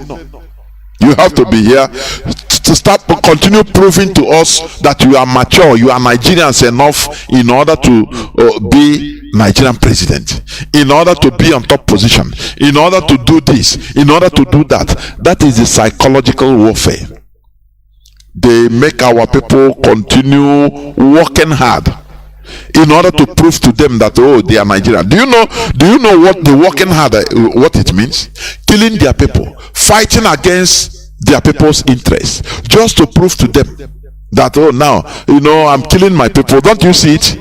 Didn't Wike just denied his Igbo-ness, just to prove that he's Nigerian enough to be in the position. Do you see that? They said, okay, let us see proof. He went and massacred. He massacred our people, his own people, his own blood. That is why I say our way of life and reasoning is under heavy threat. It is endangered. It is under subjugation in Nigeria. You see, our political elites they are always made forced to prove that they are genuine Nigerians. It's under duress. You don't know what these people are going through. You don't know. Sometimes they will be shit upon in the north. They will be slapped like the children. When they were all alone. Come on, sit down there. Come on, kneel down. I remove your pants, and he will do it. Don't you know that you have to prove that you are Nigerian enough? Are you going to to kill your people? He say, yes, sir, I will. All these things he's saying it privately with them, with the caliphate. You don't know what they are passing through. In order to prove that they are genuine Nigerians. Normally, a genuine Nigerian has never been properly defined. I have been raising this issue, the definition of a Nigerian. Let Nigerians start asking, but who this Nigerian, who is a genuine Nigerian is who? He has never been properly defined. But judging by what is going on, a Nigerian is one who becomes a slave, who bows to the Sokoto Caliphate. A genuine Igbo Nigerian is one who is ready to kill, slaughter his people, sacrifice the interests of his people to prove his Nigerianness. This is how our people has been subjugated in Nigeria. This is the reason why we are doing what we are doing. Because in Nigeria we have no future. We are under threat. Our physical military defeat in 1970 led to this subjugation, where it is only our people that should always prove that they are the tribalized Nigerians. We are being cajoled and threatened with impunity. Do you understand me? We are being cajoled and threatened with impunity, as if we are sheep or sheep without shepherd. Do you understand? I want to play you for you to remember, please. For your info, because we don't remember, we don't forget.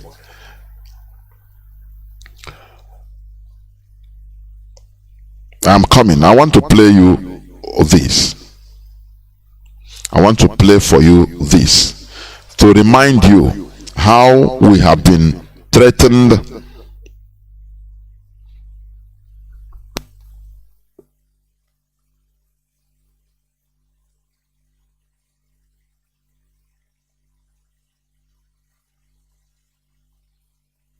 Just listen, please. I want you to listen and listen attentively.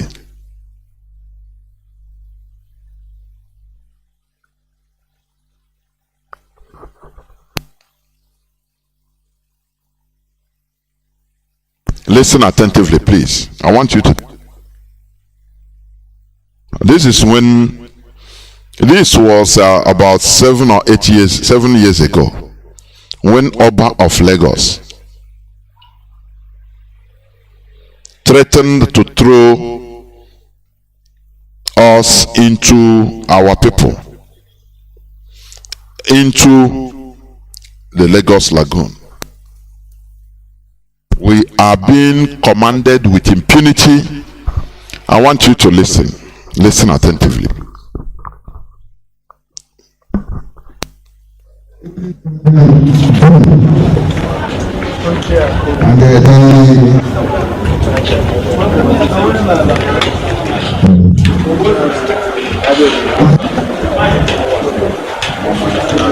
The thing is coming, please. By the time all of you left your hamlets, your villages, eventually one of you goes against the Ambodiya king. That is your end. Are you hearing it? When you see the video, you pity Igbo people. You see people with red cap, different prestigious things you can call prestigious outfit.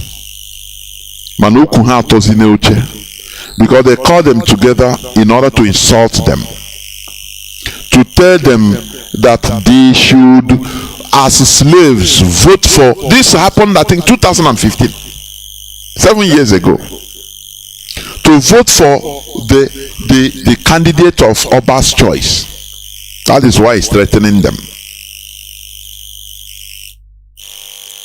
Are you hearing me? You know, we don't forget. Continue listening, please. Listen, because this it is still the same Igbos who started clapping. I'm watching. Go to it's in YouTube. They were clapping prematurely. He shout out. They say, "Come on, listen! I'm talking to you. Don't clap, you miserable idiots. Listen." These are people, when they come to villages, you gather and welcome them. Ishinawago 1, Agone Chamber 1. These are people. This man, Oba of Lagos, was talking to them like, like their God. Do you hear me? That they don't have no option. That they must vote for the candidate of his choice. That they were clapping, he said, shut up, listen, I'm talking to you people. Many of them are older than this man. We don't forget. We try to, bring to your brain back, bring flashback so that you don't forget. That is subdued and subjugated in the Nigeria setting. We have no mouths. What they want to do to us in Nigeria is just to dissolve us. Anywhere we become shit. Anywhere they gather us and talk to us anyhow, push us and command us what to do, and we'll be begging, appeasing our slaves and continue doing it. Ndị Igbo taije kuku na ke ihe ga emekwen na ị ga emekwen ke ga emene egbufukwana gị nke ga. Very pathetic. The palace belongs to the dead, the living, and those coming people. On Saturday, if any one of you, I swear in the name of God Almighty Allah, goes against my leader, Ambode, inshallah, will be the next governor of Lagos State. The person will die inside. He said on Saturday, if any of you vote for another candidate other than the one I tell you to vote for, I swear to God, to Allah, that I will throw all of you inside the lagoon. And they were clapping. Man, through the video you will see there are people there. I saw one of them shaking head. The camera was focusing on each and every one of them. Some of them looked very pathetic and miserable. This is a situation we are enduring in Nigeria. This is in Lagos. In the north, they will tell you if anything happens, I will make sure none of you goes back alive. All threats subdued, all. And what are we doing about it? That is the most pathetic part of it. Do we think that we can continue like this? We will live. Okay, the solution is to run away from Nigeria. Is that so? Is that so?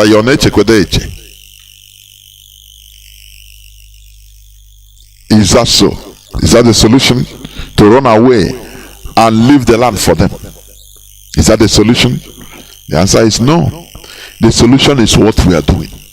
We are trying to regain our dignity by restoring Biafra. Once we restore Biafra, our dignity will come back. Now in Nigeria we have no dignity, nothing. Look at how somebody, one person, is threatening a whole people, a whole race. People that should be respected. We call on Hanez and Dibu, our so-called elders, is threatening them face to face. It is not that he is talking it diplomatically, no. He was threatening them completely. If I hear them, I kill all of you. I'm not ready to beg to anybody, and that's why he said he was not begging. He's not ready to beg anybody. He didn't come there to say, please now vote for my choice candidate as fellow citizen. No, he's commanding you people. You must vote. If I hear them that you didn't vote for my choice candidate, or I will kill all of you. I will throw all of you inside the lagoon. Both Dick and Harry, and they were watching him. He said, I'm not begging you. I didn't come here to beg you. I said, and the governor said, that is your own. Even the two of them, they cannot disobey me. But nobody knew how I picked somebody. Jimmy is my blood relation. And I told him in a plain language, he can never be governor in Lagos for now. People belongs to God. I'm not begging anybody to go, but you must not. What you people cannot do in India, what you cannot do in about anywhere. If you do what I want, Lagos will continue to prosper for you. If you go against this, will be perished in the water. Finish. You see it, the ụmụ ebe ha na-adị ike n'aka ndị Igbo ibe, ebe ha na-adị ike n'aka ndị Igbo. After the threat, they clap for them as slaves, subdued and subjugated in Nigeria. That is what I'm preaching today. Do you understand? It never finishes there. As long as we continue staying in Nigeria, being in Nigeria, they will continue doing this to us. If you want to enter into any political position, they will turn to you with prove that you are Nigeria, genuine Nigerian enough to do it. Since 1970 till today, we are not Nigerians enough, and they want us to continue being there. And our people are there. Our people are there telling us that no, don't worry, we will make Nigeria great. You are. That's the reason why slave trading lasted for more than 400 years, because majority of them believe that I can make it in here at least from slavery, inherited to under your master. From now till 50 years, before you grow old, at least the master will be giving you a complete cup of coffee. Is a progress. Instead of calling a spade, we must continue. This man threatened openly. He threatened every Igbo leader there. Let me call it Igbo leader, because it's Ohaneze, the heart of Igbo organization. When you are against what we are doing, remember this is the reason why we do what we are doing, because we want to restore our dignity. Because in Nigeria we are subdued and subjugated. Look at, they are building, they are commissioning another port in Lagos, Lekki Port. Whereas we are crying, we don't have nothing. Even the seaport, the railway line we had, built by even the colonial masters, not Nigeria, or colonial masters, they simply removed it. And our politicians didn't say, they kept mute. Because as I said, in Nigeria, you cannot have we. You don't have any voice. Talk now, they remove you. They use EFCC, come and jail you. You don't see Okorocha. Where is Okorocha today? The last time we saw him on public domain, he became a born again. Chineke no gawa dikubu abiana. Show your God. God, I worship you. Chukwu, this is somebody that is making mouths. He have done this to the north. He built everything in the north in order to make them happy, to serve them. We are subdued and subjugated in Nigeria. That is the reality. Let me play you another more recent, please. A more recent clip. The one that happened the other day in Enugu. Listen. He's from Tinubu, the drug baron. The drug baron. Listen. They insult our people with impunity, and they are doing it, at the full glare of our so-called political elites. They don't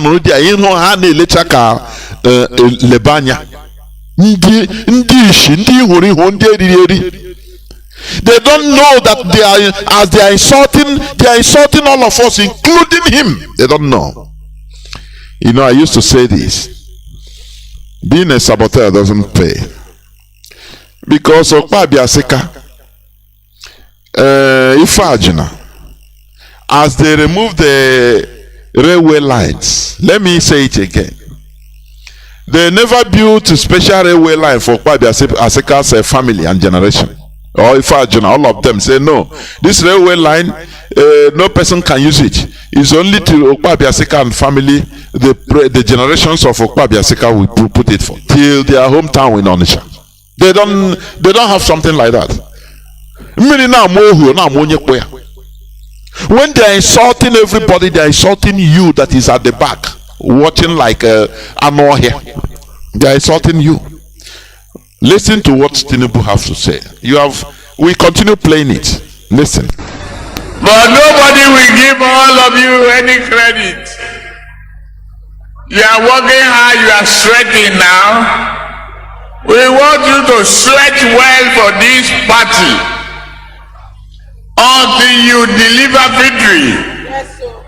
Until Bola Tinubu became the president of the Federal Republic of Nigeria.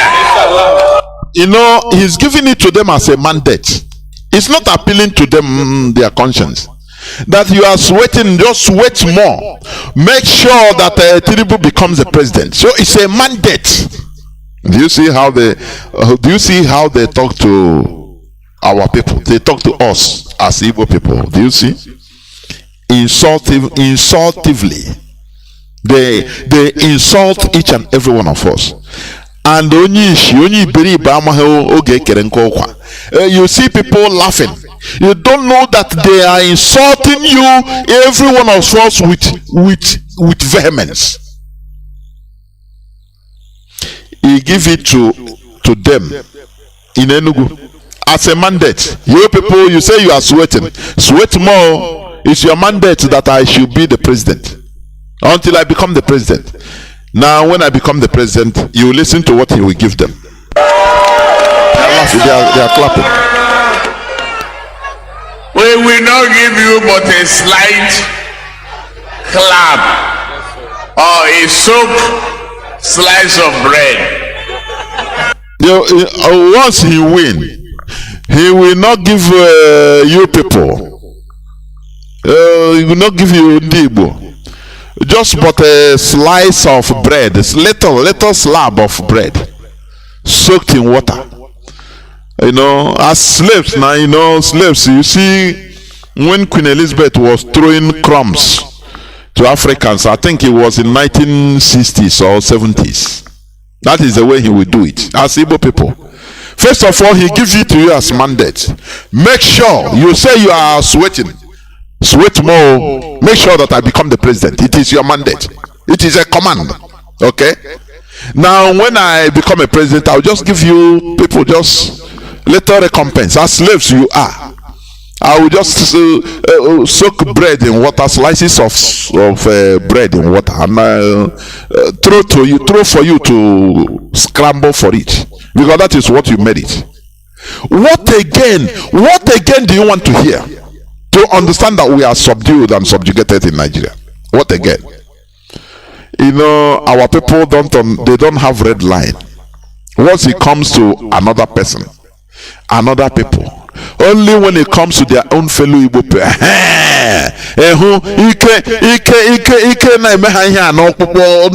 I can deal with you, I will do this, I will do this.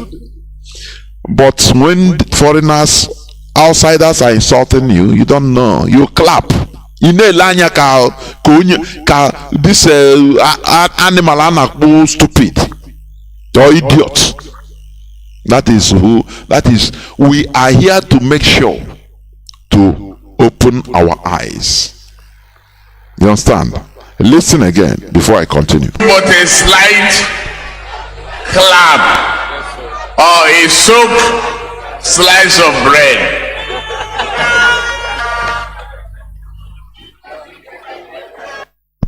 That's it. They will soak bread. It's not even complete bread though, but a slice, sliced bread. They soak it and throw the crumbs to slaves.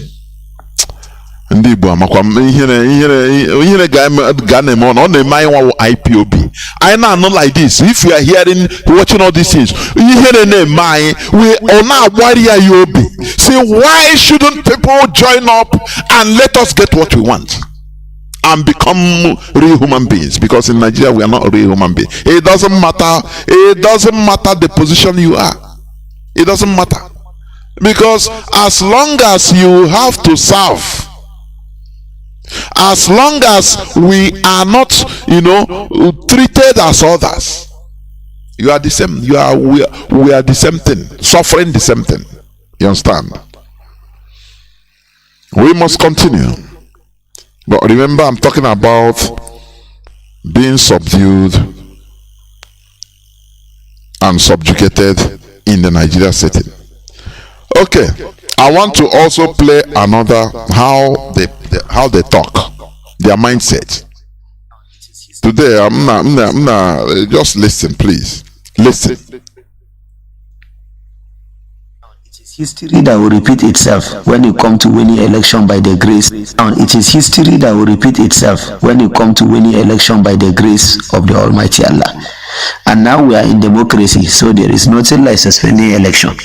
Dr. Abdul Muttalib Muhammad is the leader of the Muslim Leaders Union of the Northern and Southern region. He explained the purpose of holding the conference. Our intention is that we are Muslims and Muslim preachers. That is why we gather the leaders of different sections, leaders of Sangaya, leaders of Zari, and all others in order to sensitize people about this agenda we have in view. That is ensuring that we... You see, agenda.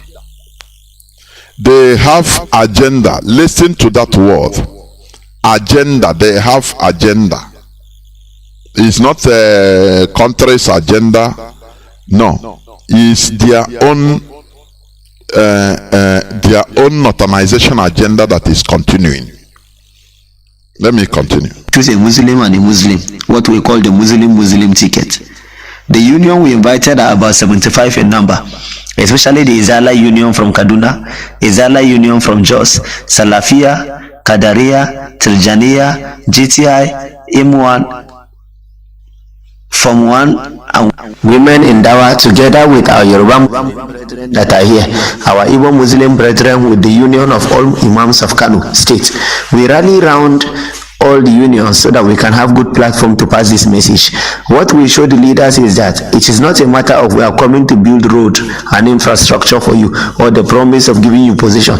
What we are talking about is who will establish the dignity of Islam and also uphold the respect of our religion. These candidates support our religion. Do you see, when we talk about upholding our values, some people, I don't know how they reason, honestly. They start finding fault. Let me tell you, let me review to you. Do you know these Saturday's programs? When I open my phone sometimes, you see people threatening me. The other day, somebody said, Jesus will kill me, wipe away my family, that I should repent. I laugh. I said, thank God, as you say, it's not you that is going to kill me. That Jesus, let him kill me. He is better. The threats. People are writing rubbish, threatening, because we are talking about going back to our value. Do you see here? These people here, the Fulani, the Sokoto Caliphate, because what is here, there is the Sokoto Caliphate. They are not interested about development. They are not interested about somebody that will bring development to the country. That is not their cup of tea. You understand? What matters to them is somebody that will come and develop give them the interest of Islam, so that Islam will be on top of others. Listen again. Of Kanu state, we rally round all the unions so that we can have good platform to pass this message. What we show the leaders is that it is not a matter of we are coming to build road and infrastructure for you or the promise of giving you position. What we are talking about is who will establish the dignity of Islam and also uphold the respect of our religion. These candidates support dignity of Islam. What does it mean? It is for you to check. What does it mean? They don't talk about building roads, building infrastructure. That is not their problem. But as long as the dignity of Islam, respect of Islam, put Islam number one, so that others will be killed if you are not Islam. And do you know the danger? They say they rally around even their Yoruba brother, the Salafis. All these are the branch of Islam that promotes terrorism. They are calling all full Nigeria. Nigerians don't know the danger they are in. I'm telling you. I saw in Facebook and social media, In Edo State, they cut some Fulani herdsmen coming in bus with dogs and all the rest of them, and they are shouting. And when you tell them about, let us find a solution, because when being in Nigeria is like being in slavery, they start yabbing you, Biafra. They start yabbing you, but they want Nigeria, and I say, why can't you allow these people? They are in one Nigeria with you. Why can't you allow them? Leave them, let them go, let them enter through your forest. All is Nigeria, isn't it? And this is the reason why I say the indigenous people in Nigeria, they are the most hopeless and stupid set of people on earth. All they do, they shout. After they carry those people now, army will come and take them and their NCs, and army will now carry them with their dogs and go and put them, install them well in the bush, in the forest. Tomorrow they will be killing them. Do you see it? Do you see how hopeless? Do you see? Now this will say they are rallying around even their fellow Muslim Igbos and Yorubas. So that you see a Muslim Igbo person now, his interest now is with his brothers, so-called brothers, Islamic brothers, Fulani Caliphate. His allegiance goes to them. That is why, had it been we go back to our value, natural values, who will come to rally you around? Who? Now any Igbo man, Igbo Muslim they will tell him, you have to, as a Muslim, you have to fight against your infidel brothers. You call them infidels. The same system Ottoman Danfodio used to decimate the Hausas. That is the danger of foreign religion. It's dangerous. It's highly dangerous. Look at these people now. Now they rally around their fellow Igbo Muslim brothers to turn them against their own brothers. Do you see? But when if we restore our natural value, no person will use any foreign religion to come and lure you in order to kill your brother or to talk against your brother. It's impossible. Do you see the brain in what we are doing? But to some people that they don't. Oh, Chineke, sometimes I want to lose it, honestly. Some people that cannot reason with their frontal lobes, they don't understand. They tell you, Chineke, I won't do a for goodness sake. I won't do a chakere. Oh, for how? Because I don't know. I'm telling you. Continue listening. Support our religion. For that reason, we are with him. When anyone dishonor our religion, we will tell the people that we are not with him. But the major issue we want to tell people is that a Muslim, no matter where he is better than an infidel. And when you join two Muslims, they will give you. A Muslim is better than an infidel. So your fellow Igbo man will be calling you your brother. You are an infidel. So according to the Islamic rules, he have to kill you. I'm sorry, by blood you are my brother as Igbo person, but by foreign religion, which I'm now, you are my enemy.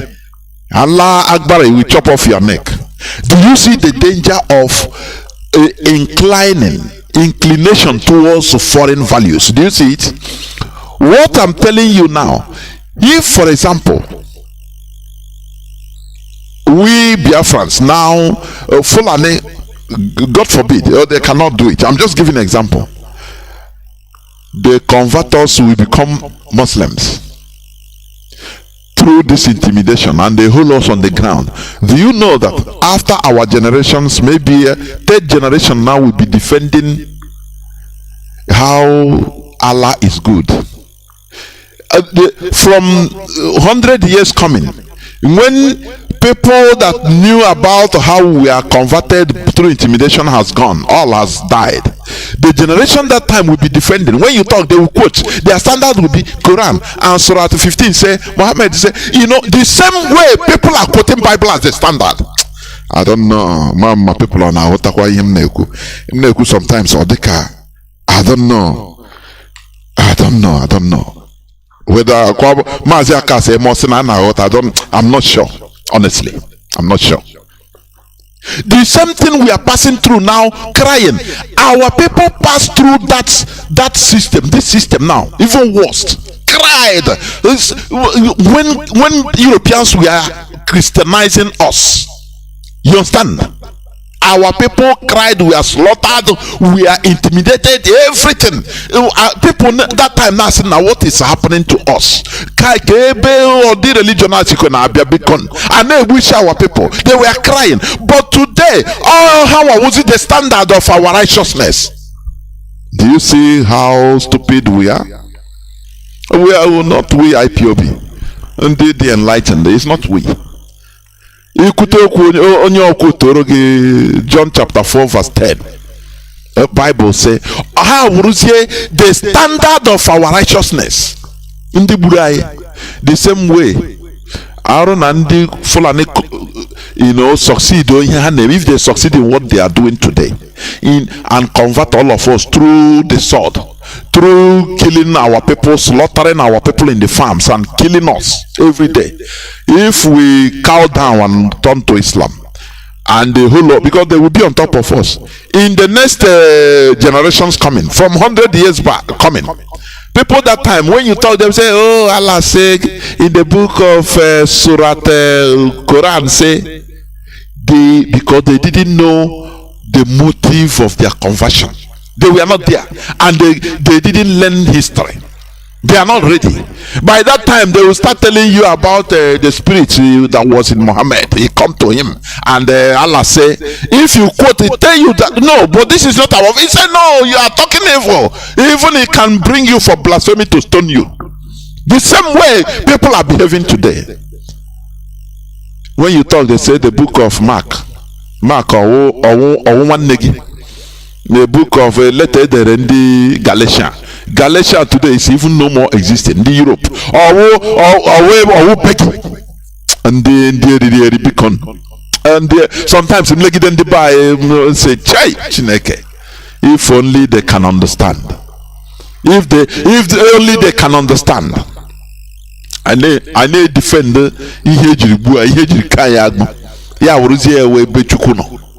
very sad indeed. Look at this man. He said, "Is better any Muslim is better than infidel." Who is an infidel? Any person is fit to be now. He's an infidel. Do you see it? He's an infidel. But one thing, are you mad about it? Calling you infidel, but you are calling your fellow brother infidel because he's not going to Assemblies of God with you. You are a fellow family member. No, you are Gentile. When you call somebody Gentile, it's the same thing as an infidel. Oh, you are pagan. He's infidel. Very, very sad indeed. Our people are perishing because they lack knowledge. They lack knowledge. When they call you infidel, you are mad, eh? But in the book of Galatians, it says, "Do not have association with Gentiles." It's what happened when we are small 80s. People say, "Now I'm not going to meeting. Now how can I go to village meeting?" But when they call you to you are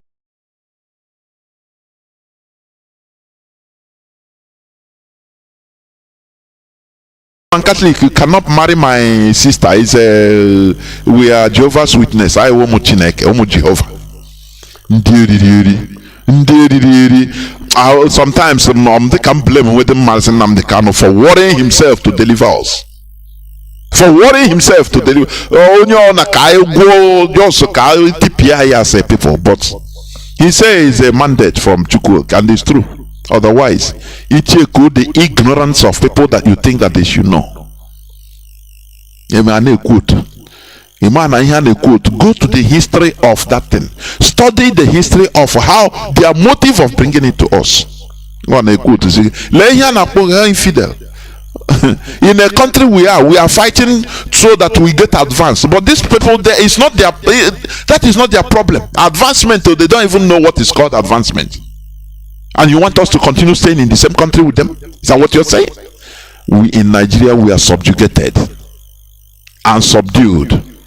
Do you understand me? We are subdued and subjugated. That is the reality. We need to deliver ourselves. Let me play this. If not the last one. Imandiba, one of Onyiri.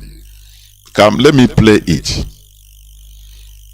Because whereas the Fulani are always talking tough, defending their territories, calling us infidel with impunity. Do you know what it means? Infidels, they are pigs that should be killed. You want nothing. John the Hausa, the Kanu, they are everything that they are being, marginalized. They can kill them at any time. You don't dare hear them. Now can do. Hey, don't please happen no. On a shop, you can even carry one thing and say, nah, leave them all. Let him carry that thing. Go a beg. His money, don't worry, no problem. I'll replace it in Jesus' name. We need to fight and get what we want. Restore our dignity. Biafra is our dignity. Let's listen to this one. It's Peter Obi, who wants to save Nigeria.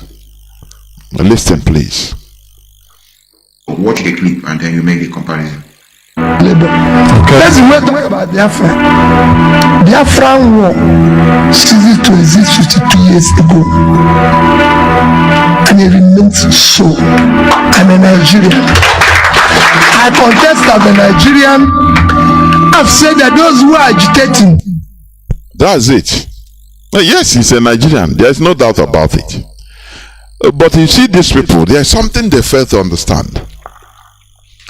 They want us to forget the injustice being meted upon us, so that you can be able to be a president for your political inclination or your political position. So forget. Do you know that the Second World War genocide against massacre of the Jews, every blessed day, I've watched this every day. If I scroll this Discovery, all these history channels, every blessed day, from one time or the other, they always televise it. I didn't say every week, every day. Scroll National Geographic, all Discovery, all. One of them must be showing the Second World War genocide against the Jews, the Holocaust. Do you know why? So that they don't forget. You remember what happens to you. It's not going back. You know, our people, we have to move on. You can never move on without knowing your past. Your past molds you to move on into the future. That's it. We have to move on. Why are we dwelling in the past? We have to look into our past. But these people, they want us to, as they keep quiet, breathe and just plaster everywhere, seal it. Now we keep quiet and do as if nothing happened. They didn't kill us. No, let us bear it. And no, we will become traumatized race forever. Do you understand that? And that is what they want us to be.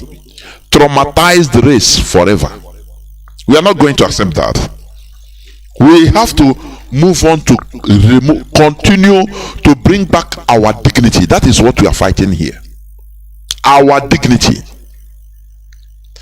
You know, according to one of our veterans, when I will play, because we interviewed him yesterday, one of our veterans, Wanda Marian and I will play the thing these days. When I asked him on how he felt when the war ended, as a soldier, how did you feel when the war ended? When you heard that the war has ended and we lost? He said that it was a bittersweet development. They had to choose between continuing fighting and got our people slaughtered. That is number one.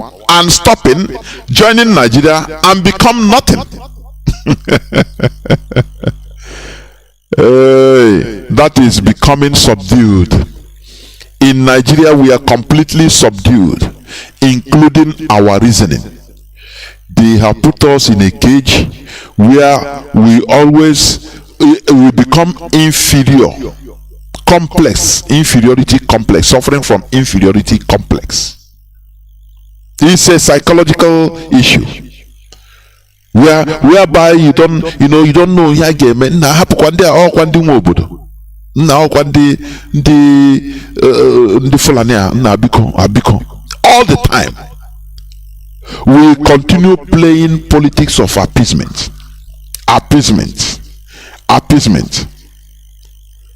This is very sad. The Nigerian setting made our people, we don't know our left from our right any longer. Let me play this other clip also before I continue to opening the lines, please. Let me play.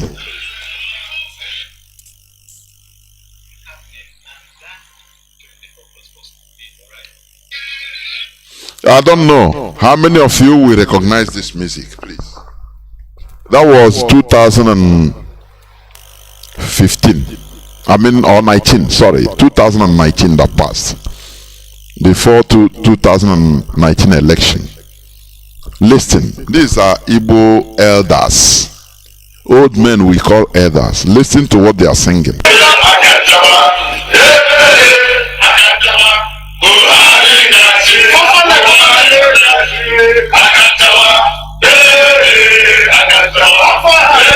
These are people, when they come to your communities, to our villages, we come out to respect them, that they are representing us. When you look at them here, these are people that should be commanding respect.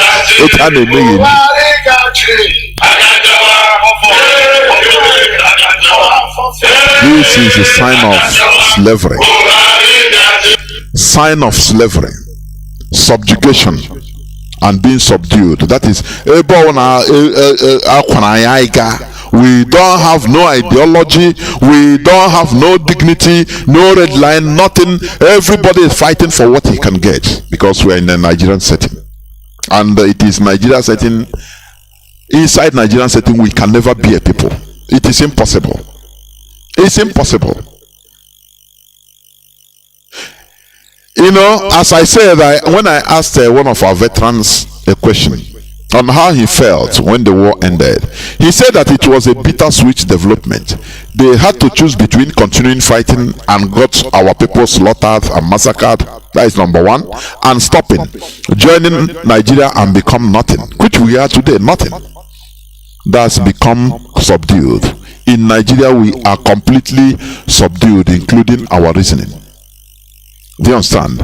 In Nigeria, why the Fulani and Yoruba are fighting for their collective ethnic interests, we are always trying to satisfy others, to prove that we are the tribalized Nigerians. We are never going to have or even think of our collective interests in the Nigeria setting. We have been subdued and subjugated into carrying Nigeria as our burden, while they are openly carrying their ethnic agenda as their own burdens. Nigeria has been manipulated to make us irrelevant. Just check the INEC voters list that is out. Just check what when you check, you see that we are in a pathetic situation. They released the INEC final INEC list. You understand? He said that the all registered voters in Nigeria, 93 million voter register. Remember, Mietiala said they have 16 million standby. Only Mietiala, only. Okay. Northeast is 12,542,429. Northwest, 22,255,562. North Central, 15,363,731. Southeast, 10,907,606. South, 14,440,714. Southwest, 17,958,966. Do you see how subdued we are? When you check all these places, this is a continuation of the fraud, census fraud of Britain. Where Sahel region, the desert hostile region, is more populated than the southern side. This is exactly continuation of that abracadabra. And you see somebody go, I will come and fix Nigeria. Where are you going to start? Oh no, vote for him, is our brother. Okay, if you put him, how is he going to maneuver and do everything he said he would do? In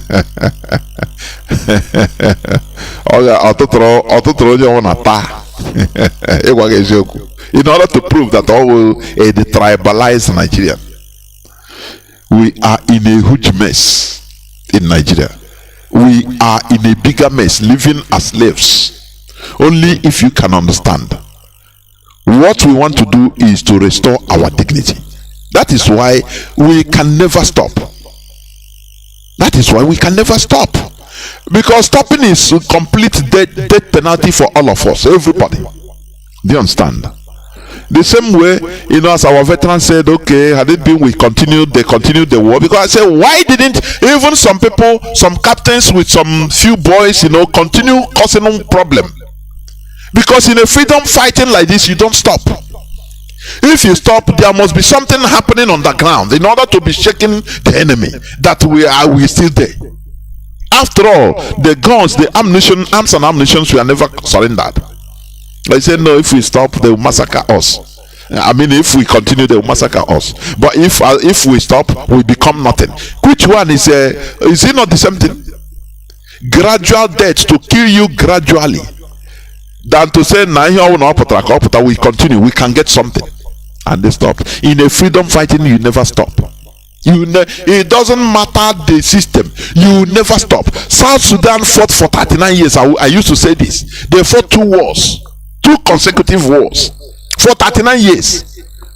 Our leader have been saying that we lack consistency. Igbo man, Biafran, that we lack consistency. We must have excuse to stop. Oh, now we are suffering, we stop. But when we stop, that suffering will be elongated. It will be, little by little, they will be killing us, but gradually. Look at where we are today. See the same thing. Is it not we do this thing once and for all? Man die but once. It's only a coward that dies 1,000 times before his death. That is it. Because that's slaughtering. Are they not slaughtering us? Haven't they been slaughtering us? Every time they do riot, also Hausa, how many times people are being slaughtered? Is it not the same slaughter? But we are back to Nigeria. We are in peace. No, we are subdued and subjugated. Look at how INEC, they manipulated us into irrelevance.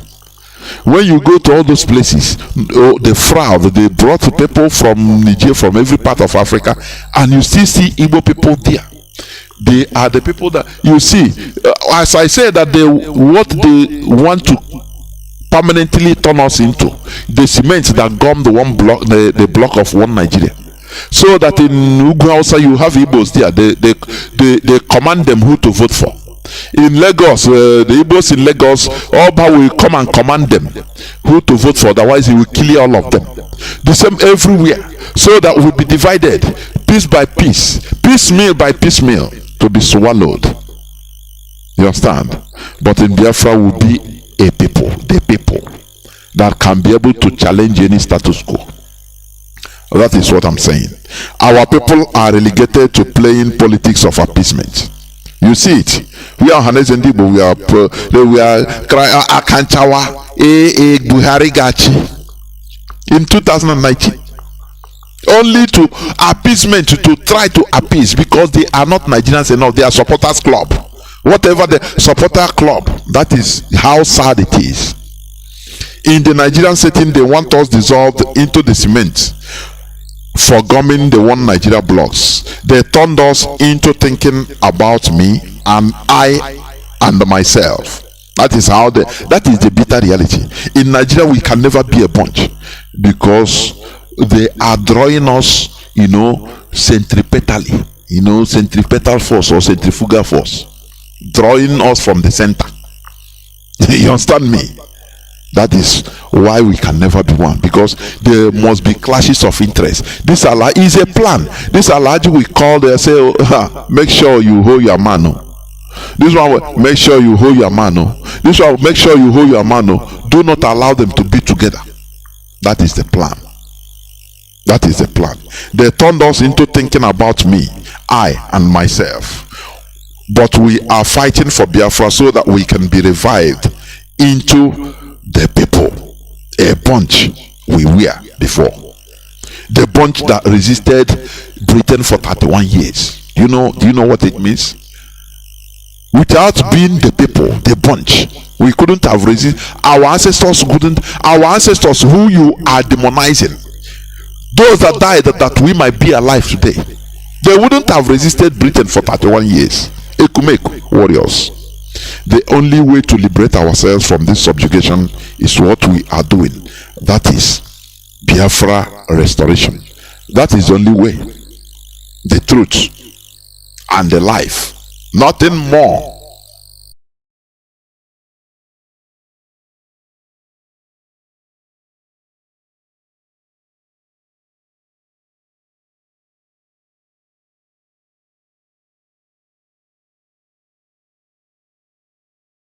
By joining what we are doing, please, in order to get to our destination. Our destination is Biafra. I'm going to stop here. I will go into a few minutes break so that when I come back, our lines will be opened. Please don't go away. I'll be right back.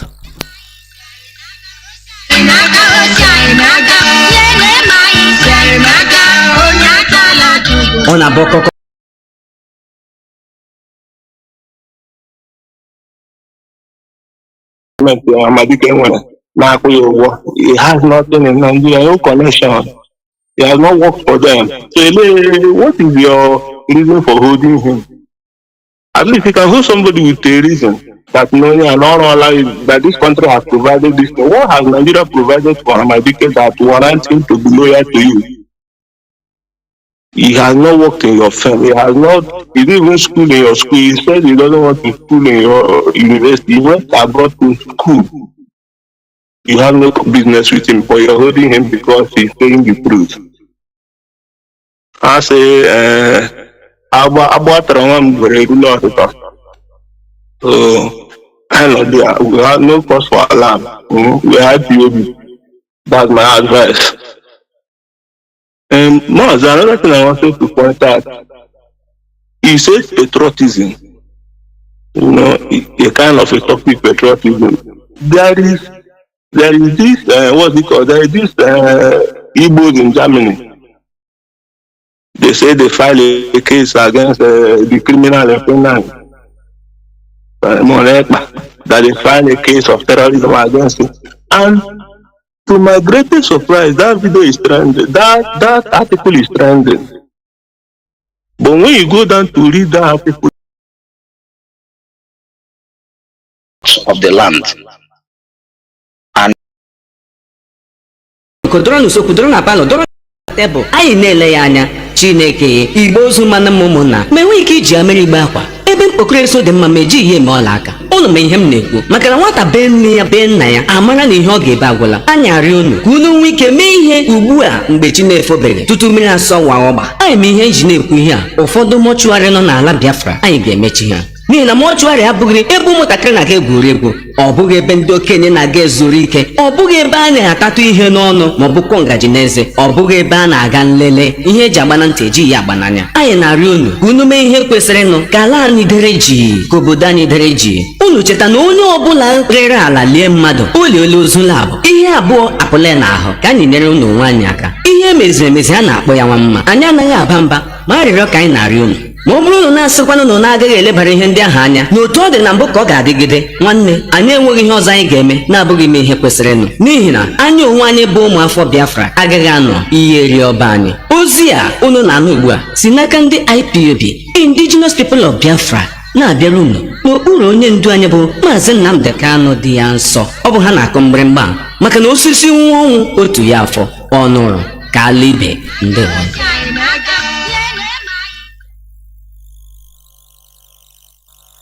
Welcome back. This is Radio Biafra Hausa service coming to you through Radio Biafra London. My name remains Mazi Jonathan Chinedu from Alu province of Biafra land. We are here live and direct, and today is the 13th day of January 2023, being Obochi Orie. Our lines are now opened as usual. Our direct line is +1 213 328 6224. I repeat, +1 213 328 6224.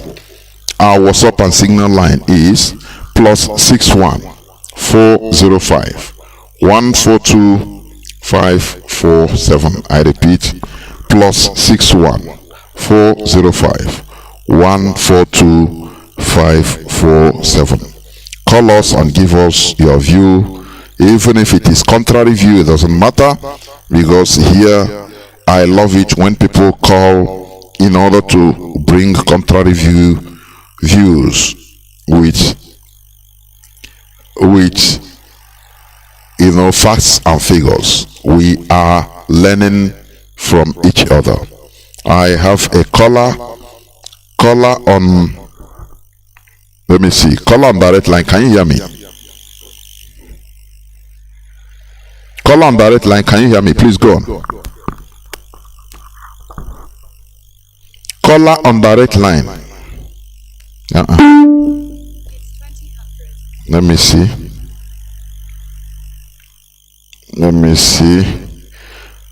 The caller, I will try to bring you back. Let me see. Caller on, meanwhile, caller on WhatsApp, please. Welcome to the program. Go on, please. Can you hear me? Udodrege. Yeah. Thank you. Udodre mango. Mazi Udodrege. Mazi, there's something that I find out from exactly what is going on from your analysis this evening. You look at the height of agitation that is in Biafra land, but you still find politicians, well, especially somebody like Trimbu, coming to Enugu to address our people in the manner. This is somebody that was running away the other day after killing people in Target.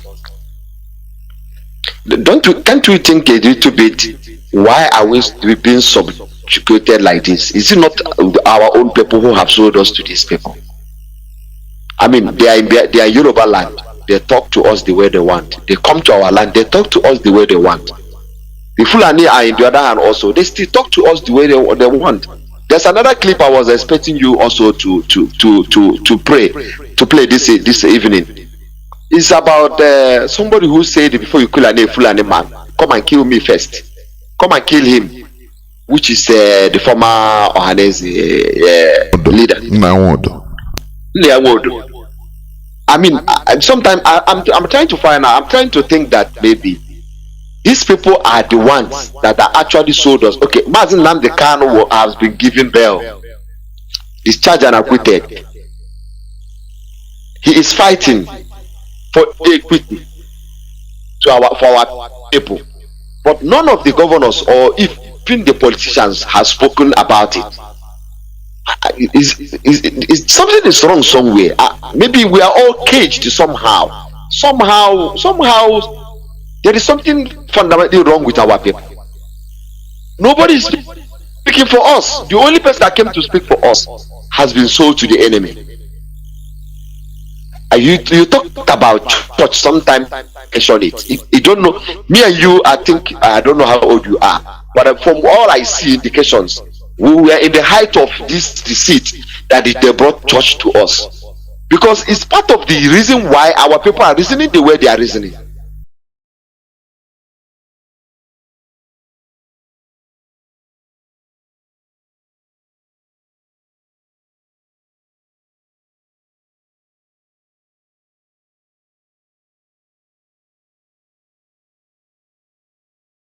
Some things will happen. They say leave it to God. If you tell anybody now about Peter Obi, say he's not a Biafran is dead, they will say leave it to God. But these are the same people who have been saying, Kramol is saying, Peter Obi is coming to release Mazi Nnamdi Kanu. Peter Obi is coming to give us Biafra. Okay, since we don't have Biafra, let's have Igbo presidency. Does that person look at somebody who is coming to even help his own people? If let's say let's assume today, I love your program so much, so much. The way you were calm, taking it one by one, people were killed in Enugu State. So-called presidency could not say anything. The person that is coming to be the Igbo president, that thing that we've never had. Let me tell our people something. Biafrans, you're listening to Radio Biafra all over the world. There is something that Obi is dragging us backward for more than 100 years before the amalgamation. What he is trying to do, and the followers that are adamant, they don't want to listen, that he is not going there to represent any Igbo interest. He is going there to represent himself, because he is also, like you mentioned here about Lochas Okorocha. All of them, they are into the same. They are in the same problem. Since the day he become a pastor till today, he doesn't come out again, because what? If you come out, they will go and arrest him. Mazi Akpagoya ya ponuzo. Ya ponuzo, yes. Akbana ya ponuzo. Whatever P2B is doing it because if he doesn't do it, the people that is asking him to go and do what he's doing is going to deal with him. It is not about us. It is not about our interests. It is not about the Igbo presidency. It's about survival of the Igbo race. Lastly, I'm going to say what happened in the language, that at least South Africa have done a little bit better towards that level. But do you know what they did better, more than even that Afrikaans language? Because it's more of Boer and Afrikaans. You know what they did better? In some of the schools, they teach in Afrikaans. In some of the schools, they teach in Xhosa. In some of the schools, when you go to those rural area, you will find out a South African person that is that have already come out from high school. He doesn't know how to speak English, but he can write English very well. But I am telling you, when you ask him to write Xhosa, Zulu, he will write it as if it's a first language. So they made every language out of the 11 language a composite language. You must teach your people with your own language. If you find that opportunity, that is one of the best things that could happen to a country. One of the best things that could happen to a country. Imposition of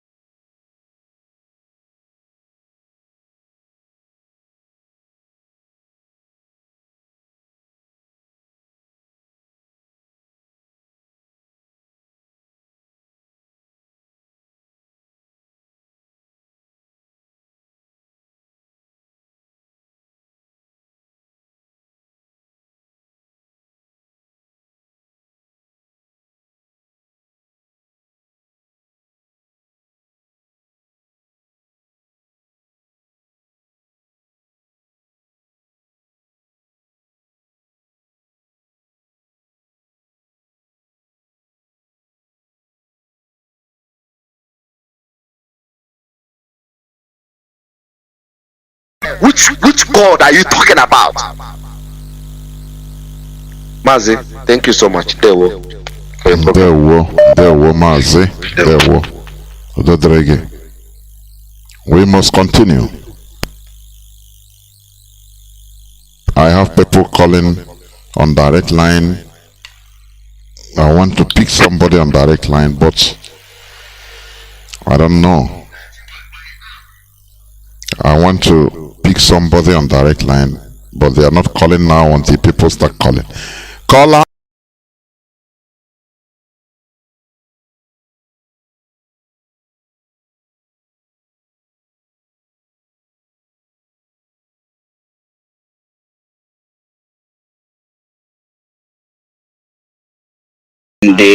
our political idiots On what's up, please jumping go up on. and Welcome to down the talking program. about. Can you hear me? Yes, Mazi Jonathan. Good evening. There, welcome to the program.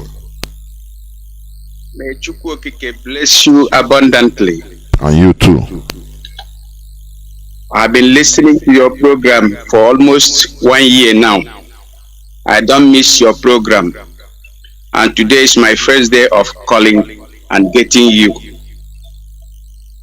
In fact, you have said it all. You have said almost everything that needed to say. But I must urge you to continue to be speaking. You are saying the fact as it is. You are not missing anything there. Chineke m gozie gị. Every other day, when I think of what is happening to us over there,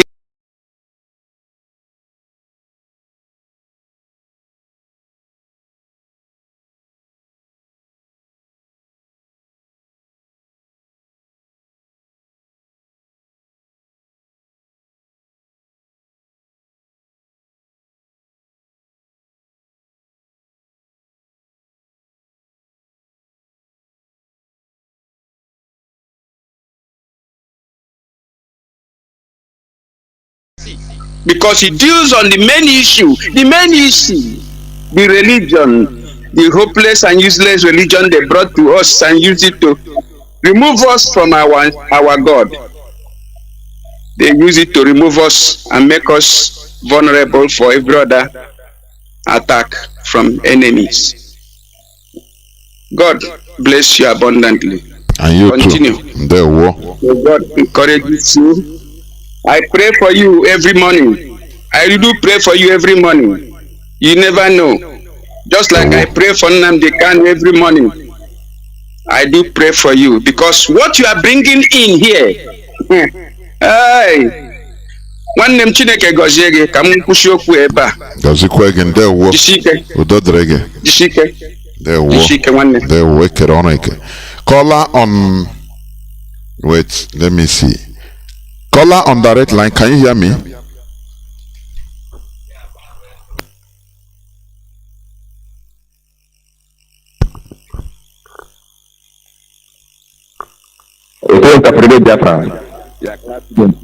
Mazi, good evening. It's not easy for what you're doing for our motherland. And the Hamadike, one of Biafra land, they came to protect him, give him good health. He must be released by force by fire. We are not begging them. Mazi, you know, you have said it all, Mazi. You don't talk a fish, Mazi. I tell you, you don't talk a fish. This evening nature is entering. If our people can open their brain and grab what you are saying, but sometimes if you enter from the other ear, it will come out from the other side of the ear. Mazi, you see, those people who are blaming you, in Nigeria, Mazi, in that zoo, in that hellfire in Nigeria, we are slaves for many donkey years. That is why Ekenkrowa brought Ahmadike to come and deliver us from this slavery.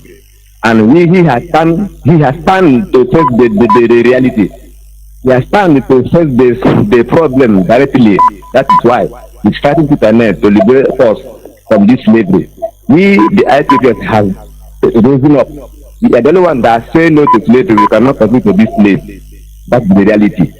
Now, those people you talk about, those that are trying to threaten you in Saturday lecture. Now, those people are the people that what we are doing is they are the one benefiting from the system, this religious Christianity that are booming up in the zoo, mainly in our land. They are the one benefiting from the system of that religion Christianity in Nigeria. Or that person is an ignorant, or he is an animal who does not reason, or some of them doesn't reason. Those that are threatening you are the one benefiting from the system. It's like they are putting sand inside their garage. I'm telling you the reality. These are the evil men benefiting from the system. That is a religion. Or the person is an ignorant man being who doesn't listen. Because white man, they did not get God. God does not come from a white man land. That's the reality. So those of them defending what they don't know, they are ignorant. That's the reality. I believe that Islam conquered us before the British came in contact with our people. That is how Igbo man would be fighting. We'll be quoting and Quran say, Surah this is say, is what we'll be quoting. Yes. His brother has made the spam. His brother has speak against Prophet Muhammad from Saudi Arabia and against Quran. That is exactly what they're doing today, defending Christianity. And they don't want to go and study the history of this Christianity. They are the defendants. What they did to us and what is the purpose of Christianity coming to Africa. They don't want to listen and go and study history. What they are expected of defending is that customer, that good news that the white man handed over to them to start quoting. Second Matthew say, Ezekiel chapter 3 say, Matthew chapter 4 say, Romans say, that's what they know. They know nothing. Nothing is their people friend. They know nothing, man. They know nothing. I've been teaching them, lecturing them even by side the way I'm saying. But some of them, their brain is empty. And when I see them, I know that these are the ignorant people.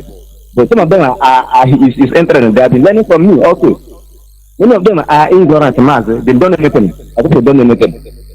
Today, they are running away from Islam. They don't know this is what the Christianity do to us. Because they don't know the history of what Christianity did. They don't know what they did to our forefathers.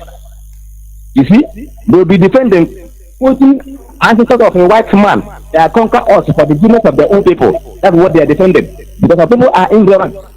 And they are benefiting from that system. That is why they are standing strong, helping the politicians, supporting the government to kill their own people. Because it's some people who told us that do not associate with an unbeliever, that people that are supposed to be killed, infidels. And some people who went away, who now go and join us with the Sudanese, the most radical or infidels, to massacre our people. And to Sudan, they are killing us with that time to today. They are still killing us.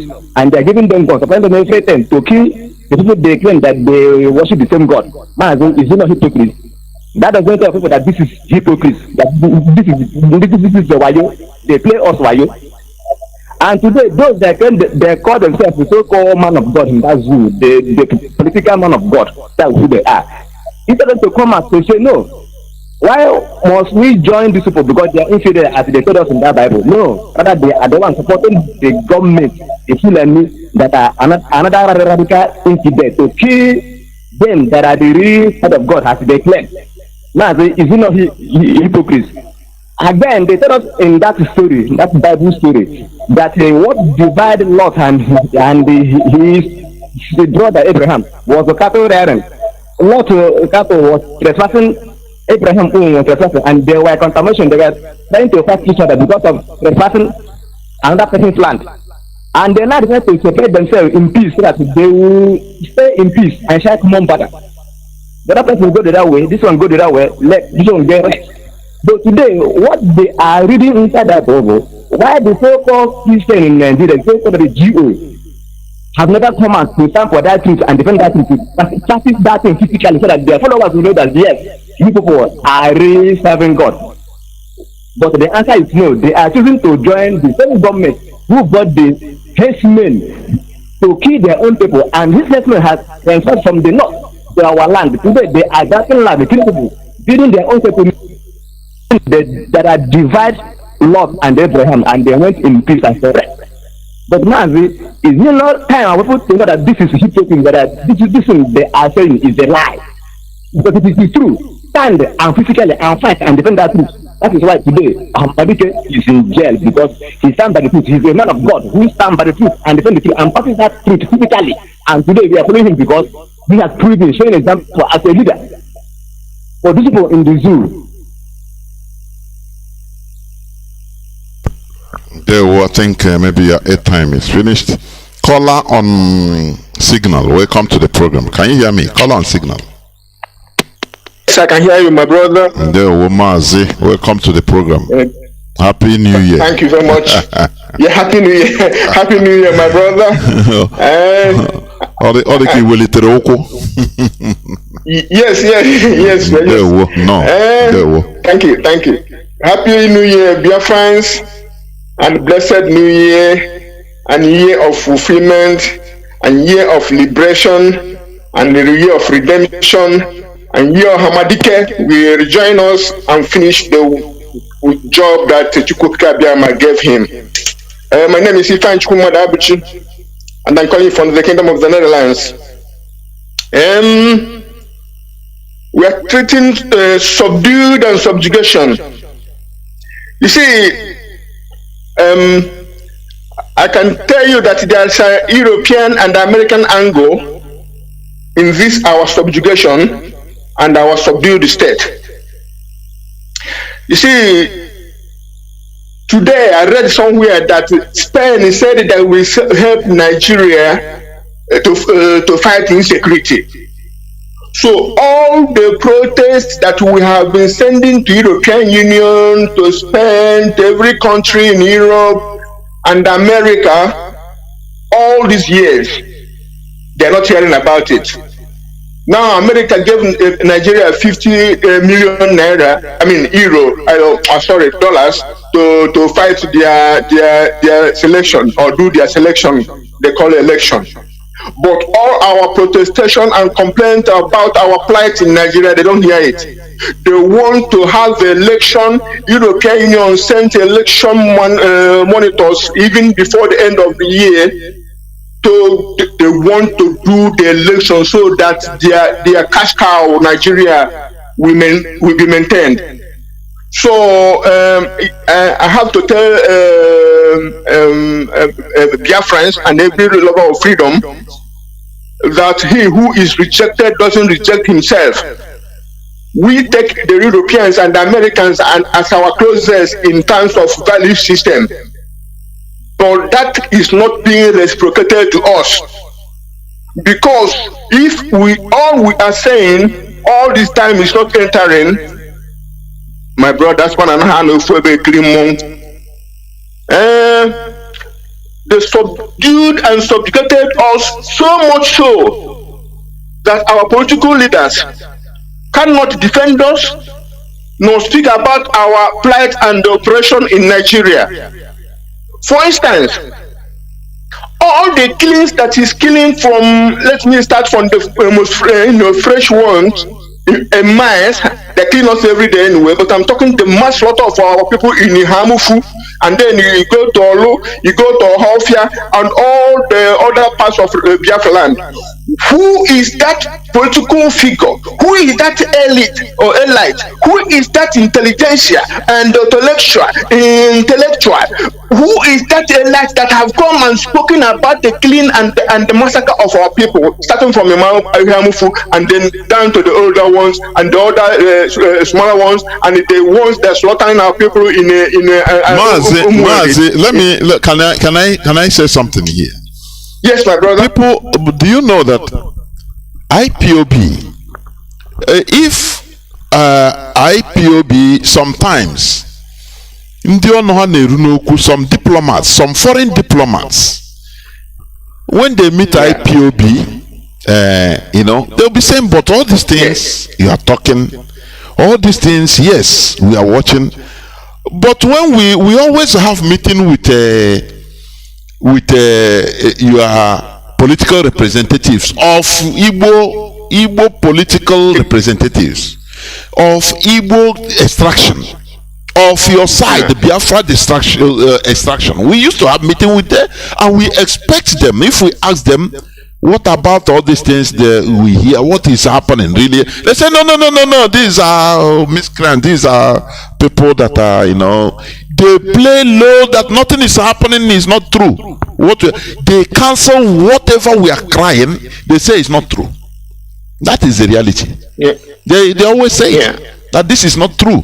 What we are talking, I mean Igbos, I mean Biafrans, they don't raise it. So the thing, is an official issue. In this world, the things has procedures.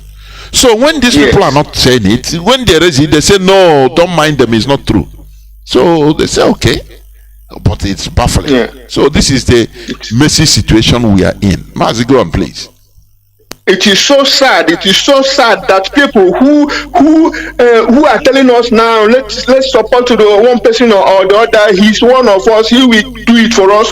Why didn't we come all of us to support Mazi, Nnamdi, Kanu, and IPOB to get freedom forever final solution. But be it as it may, we IPOB stand where we stand. We have nothing to do with the Nigerian election, but it's a shame to anybody who is seeing their people being slaughtered, and it is because of that subjugation, the caliphate and the neo-colonialists impose leaders of all sorts on us. Look at when they were trying to select who will be Nnamdi president after Nyangwodo. The Fulani people said it will be Gaddafi, Ambassador Obiozo, George Obiozo. I thought they were joking. We were making jest of them and saying, who are you to tell us who will be the president of Apex Igbo organization? But like joke, this man, the late Obiozo, emerged as they wished. And then look at the imposition of Uzodimma in Imo State. So what are we talking about? They're telling us about election. Even if our person manages to come to power in any level, be it governorship or wherever level, even in the presidency, like when our brother Goodluck Jonathan was there, he will do everything to satisfy his benefactors and the paymasters to show them that he's a decriminalized Nigeria, like you said. So negating and even relegating our issues at the back burner.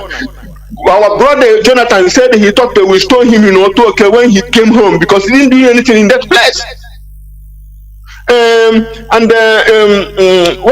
What I want to say again is that anyone who says to you that we mustn't blame foreigners because of our plight, and that is we blame ourselves. After accepting that charge, you will then ask that person, why are our people who seek for high political office in Nigeria, why do they go to UK to get permission even to contest? And then why is their so-called what do you call it, High Commissioner in Nigeria, the UK High Commissioner in Nigeria, why is she like the Queen of England and even more powerful than the President of the country? Why is she having meeting with the whole cabinet? Even when somebody is being to be jailed or whatever, that woman will be there, running up and down like she's the president. Even the president don't go anywhere like she does. So these are the things we know that is happening, but the people we are embracing are not embracing us. If up to almost 400 million barrels of oil is going to a country that is championing democracy, this is not oil they bought. This is stolen oil. What are we talking about? Only us, but us, by the grace of Chukwokika Abiyama, we rescue our people and our land. Nobody will do it for us. So support our leadership, the DOS, support the ESN, and let's start our away home. God bless Biafra. Thank you, my brother. Mazi, Isike. Caller on WhatsApp. Welcome to the program. Can you hear me? Caller on WhatsApp. Hello. Yeah. Welcome to the program. Hello. Mazi, go on. My name is Biafra. I want to thank all my Biafran people, all my IPOB members, all our members, all our family members in the world. I want to say Happy New Year to all of us. I want to say Happy New Year to all of us. Hello. Ndewo Mazi. Ndewo. Happy New Year to you too. Go on. Hello. Mazi Ganihu. Go on. My name is Biafra. Yes, Neku, I will not be interrupting you. Go on now, Ganihu Neku. Okay, I want to say Happy New Year to all of us. Happy New Year to our 10. our Lord. I want to say happy New Year to him. And I want to wish us Biafra. I want to wish us Biafra. Yes. I want to wish all of us a happy New Year. And this year is a year of our freedom. Our freedom. Yes, I am. Yes, I am on. I said that this year is our year of freedom. And by the grace of God, our freedom. You say?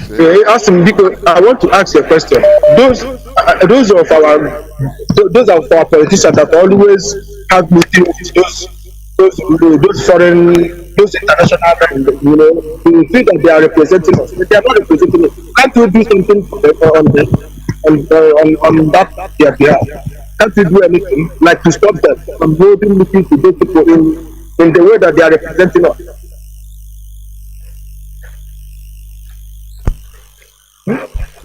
Udodi, I don't know Ikuchago because I have to take another listen so that you can listen. Thank you very much. What we are doing, IPOB has their modus operandi, so that is it. And what we are doing is what we are doing. We remain focused and formidable. That is it. Caller on WhatsApp. Can you hear me? Caller on WhatsApp. Yes, I can hear you. Mazi Jonathan, good evening. There, well, welcome to the program. Yeah, this Engineer Made, I'm calling from my base. So I have a little contribution this evening because I heard your analysis, what you have been saying. So please, Radio Biafra is where we listen to learn and to know where we are going and where we are coming, and to know where we made our mistake and to know our problem. So please, I don't know if you normally listen to other presenters in this radio, like the one in the Middle East and the one in the other side of Wachineke. Because today's topic lead into the way the British brought this religion of the thing that kept us in this captivity. So if you can talk to them, because even tomorrow morning you will see our brother Wachineke in program now on Saturdays. All of his program will be reading chapter. Because when I'm saying this, you cannot be saying another thing in one station. Another station will be saying another thing. So I believe we should come together, and if we are fighting a battle, we will fight a common system battle that we are fighting, that our problem is this. Tomorrow morning by 7 o'clock, Wachineke will start his program. After his own, the one in Israel or below will start his own. And all they will do there is reading quotation of the Bible. And that is what is leading our people that they don't listen properly. So this is my contribution this evening. God bless Biafra. There, Mazi. The beauty of this thing we are doing, everybody is entitled to his opinion and belief. That is number one thing. Also, you have the right to call in, to ask questions. Because it's not me that is going to talk to somebody and say, no, I don't have that authority. When you start calling in, say, but why this, why that? You have that mandate. I mean, you have that right. Somebody can call me here and say, no, Mazi Jonathan, I don't agree in this. Look at my reason. I will not shut him up. I don't know, Mazi, whether you understand what I'm saying. So, it is not a calling to complain. Let us be practical. As I've been inviting people to call, you can call and disagree with what I'm saying with facts and figures. People are listening. It's on air. It's not something private. So, any person that is, you're a Biafran, you're an IPOB, you say, okay, you call, you say, okay, Mazi, why this, I disagree with this, I disagree. Likewise in my own program. It's like that. So that if you prove the whole thing, if superior argument is what we are looking for, is the basis of our struggle. Superior argument. That is it. So that is not something that I will call, stop talking like, no. I cannot. You understand? After all, there are those that might disagree with me, which I always invite. I plead during our Saturday's program. I say, please, can you call? We are not fighting. It is not personal. After all, Jesus awonye all ka awonye Biafra. What I'm hustling or trying to do restore is our own thing. So why should it be personal? If you have that thing you can talk to counter what I'm saying, or do it. If you also have what you can say to counter what others are saying in their platform, call and say it. That is who we are. So that is what I will answer you. Mazi. Yeah. I understand what you mean. Yes. So that's it. But encounter or not encounter, we have seen it reality that problem we are having in Africa is religion. This European brought to us, and we are here now we are now in Europe. We see that the religion is fraud. Even then that brought it, they don't practice, they don't do it, they don't use it to make their road or to create any infrastructure in their land or for their school. They only brought those things to subdue people. That is the reason why they brought that religion. So that the people will not mind their way. The way you are saying this evening, that if Biafra should come, that we will go back to our ethnic, the way we are before they come, to write in our constitution where we understand. So that even a lay person in the village will understand what they are saying in the constitution, not English.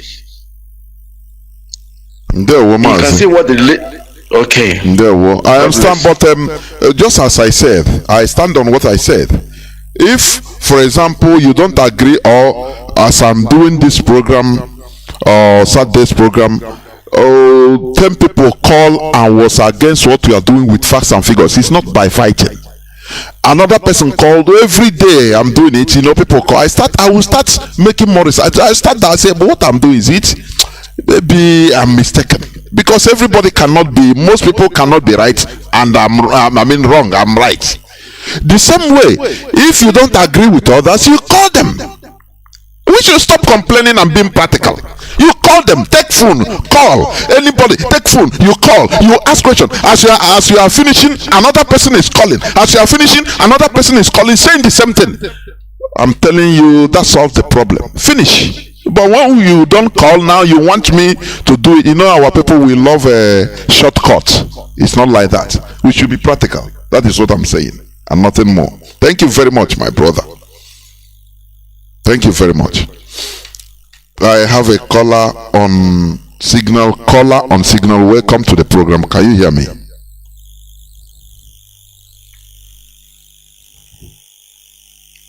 Oh, the caller has dropped. I think we will be. Oh, I have somebody waiting. I'm sorry. Before I forget, caller Mazi, welcome to the program. Can you hear me? Mazi, you go. Yes, Mazi. There, we'll go on, please. Thank you very much, my big brother Mazi Jonathan. I salute you for the good job that you are doing. May God guide and protect you. May He protect Onyendu. At the same time, I say Ndebuo, may He continue to protect Onyendu anywhere he is. All the HODS, DOS members, I greet you, I salute you from the bottom of my heart, and all the whole principal officers that is working assiduously on IPOB.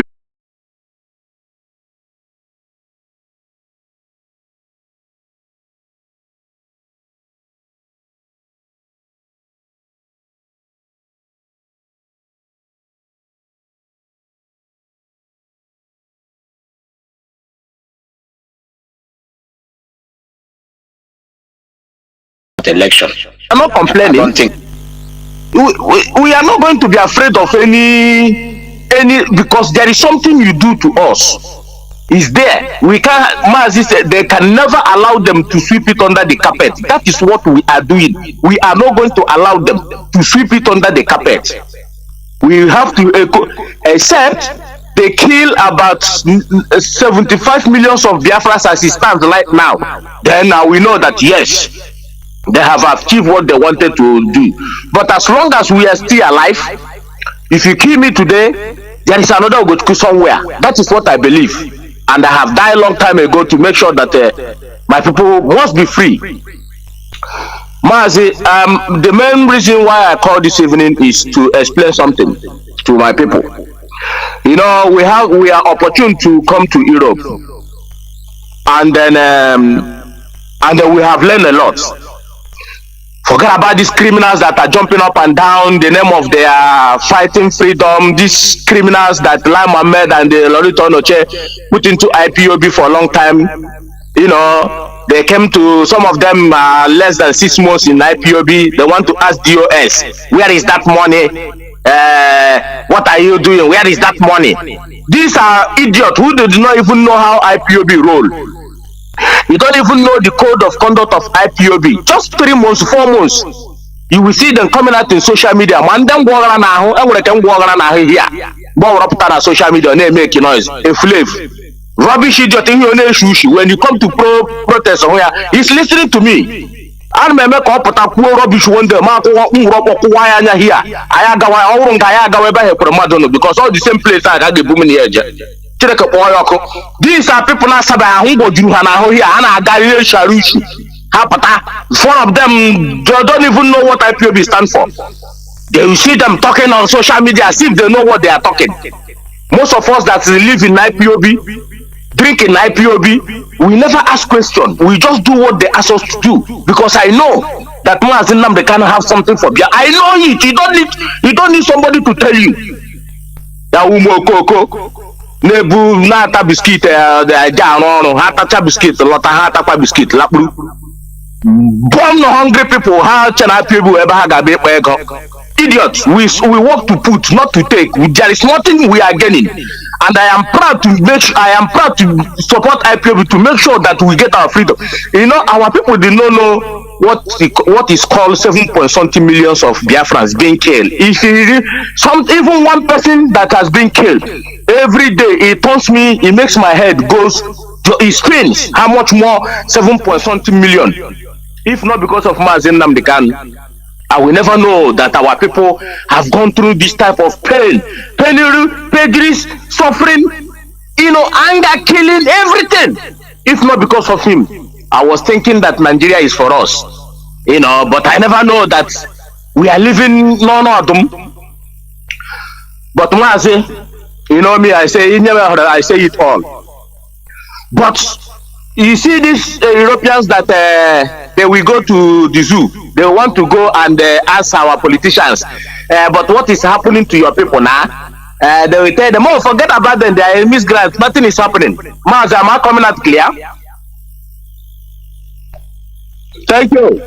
They will come and ask that question, and they will go back because our DOS and our all our things goes to them. They see it. But let me ask them. Me. I challenge them everywhere, both where I work. I let them understand my pain. I don't hide it. I'm a man. I don't hide my feeling. I'm a somebody. I don't hide my feeling. And I'm a judge about it because I can. Let me put it this way: where our people will understand the reason why these European people are devilish, evil people. Since you said you did not, when they go and ask your people, they said there's nothing happening. But to these people, they have all these intelligent intelligence spies. Mazi, I don't know if you understand what I'm saying. They have America have FBI, CIA, Israel have Mossad, Germany have I don't know what they call their own. Britain have MI6 and MI15. Canada they have their spies everywhere. As I'm speaking to you, America have CIA in Nigeria. Britain have MI5, MI16 in Nigeria. So since they went to there to ask them, and they want to tell me that they are not seeing how Fulanis are killing our people. They don't see the last train in Edo State where they adopt people. Why can't they go underground and do the investigation the way they always go underground in other countries and make their investigation and come out and use it and show us in television? See, this is what they find out. See, they know what they are doing. This is just their official excuse. They know what is happening even more than everybody. It's it's politics. Why am I telling you our people? Because I know they know. Because if they say they know Chineke they know. Mazi, even these people, their agent can come and live in the same apartment with you. We know how they operate. For them to get what they want, how much more Pagmaya Zoo, who did not even have security, they are there. But why can't they report it to their government direct and say these people are lying to you? Look at what we find out. They are killing these people. No, something is wrong. We have to at least say something. Look at a girl of 22 years old, a Fulani. That man, a Fulani idiot, say he's a soldier in Lugu. That girl, whatever that girl put herself into, I don't know, because I can't say what I don't know. If she's, but I believe as long as all Igbo girl, they will do anything to blackmail IPOB. Did they want to tell me that whatever the allegation they lay on that girl, she did it? No, but if they want to use it to, show something to the whole world. Even as at that, the girl was telling her in her period, if you shoot her, she win, the gun will enter. The man was telling her, he will wait, I laugh, because he's an Igbo person. They will do you all they have. But let me tell these people, if you are an IPOB member, if you never made up your mind to die for Mazi Nnamdi and Biafra, it's better you just go and drink acid and die somewhere. Because you know what? We will fight these people both in abroad, both in Biafra land. We will fight them. Because there is no how. Ayaga Kokashi, we know where they are. We don't hide it. See, there is a way here because you know why? Their international radio TV gave here by force, by force. That gave here. Can you we will then you don't feel anything. They are wise. They are not wise. They are using what is in our backyard to bribe the international community. That was the fact. Is the truth. But these people they are bribing. They can't even say, but wait. Why is these people bribing us with all these things? There is something wrong. Let's go and find out. They can't find out because they want us all die. But we say no, we cannot die. But let me come back to Biafra land. You see, our people knows. You see these Ebubago people. Our people knows who they are. You can easily give us their location. You can easily tell us. Some of them live with their. You cannot tell me that they don't know their wife, you don't know their children. They live around, but we know that Hopus of them come some of them in a stadium, give them security. You want to tell me that at this point in time, all the things that have been happening in the zoo, they are killing our people, our own people. They are using our own people again. Nasibu, couple with Nasibu. You will go, you go and kill your own brother. Don't you know no a taboo? You give because of ego politicians. You don't see that all these politicians, even though Biafra land is burning today, they don't speak. You know why they don't speak? They don't want to lose that their glory. You know why? That is their glory. When they come out and dangle one bag of one cup of rice for you, they don't want to. They don't want to come out. They want to subdue you so that the more onion one onion. Hallelujah. They rather see Biafra land born and for them to that their glory being taken away from them. But we are going to do away with these politicians in due time. We are going to do away with these politicians.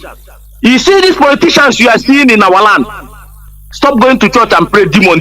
They are the demon you are seeing. These politicians. How are the demon? Are you aware that Fulani are even afraid of Mazi Nnamdi Kanu. All Igbo politicians, Igbo politicians, didn't Manami told you that we will consult Igbo politicians? Do not around the Fulani Mazi Nnamdi Kanu. Are Igbo politicians now? Because Fulani that Mazi many things all Igbo politicians but we are not going to give up. How are we going to give up this fight? Give up this fight, or will at the end of us? The best thing I get, these people on our land, they were our people. We will kill them. They will kill us, we kill them at the end of the day. Biafra will come wherever we be restored. That is what he told us. They will kill us, we will kill them. At the end of the day, Biafra must be restored. Look for them, Mananda will mark them. You have intelligence. Give by they are all human beings. And Mazi, before I drop, I know that our leaders are listening. If Asari Dokubo are still bringing his Kalabari brothers to come and kill us in Biafra land, they should come out and make it public to the whole world. Write a memo and submit it to the whole world, so that tomorrow they will not say that we are Biafran army to come and kill them in their land, because we say the truth and stand the consequences, because they know what they have done to their people. Igbo people never kill anybody. We never conquered anybody. We just want to live peacefully in our land. But if Asali Dokubo is bringing his Karibari brothers to come and kill us in our land, then any day we rose up, let him know that he invited this bee by himself, because it will surely happen. He will come into our land to kill our people. Mazi, don't regret. I'm happy here.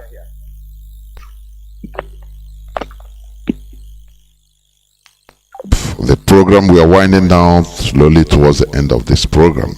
Honestly, I have people calling on direct line. If somebody is speaking, I don't know. It's very, very okay. Let me. Wada Mariam, can you hear me? Welcome to the program. Am I online? Yes, of course you are. Go on, you are. Welcome to the program. Mazi, good afternoon, sir. It's Marian Hyder. How are you doing today? I just want to greet everyone from Ohamadike, observing all protocols, to the list of us, because I don't want to waste time.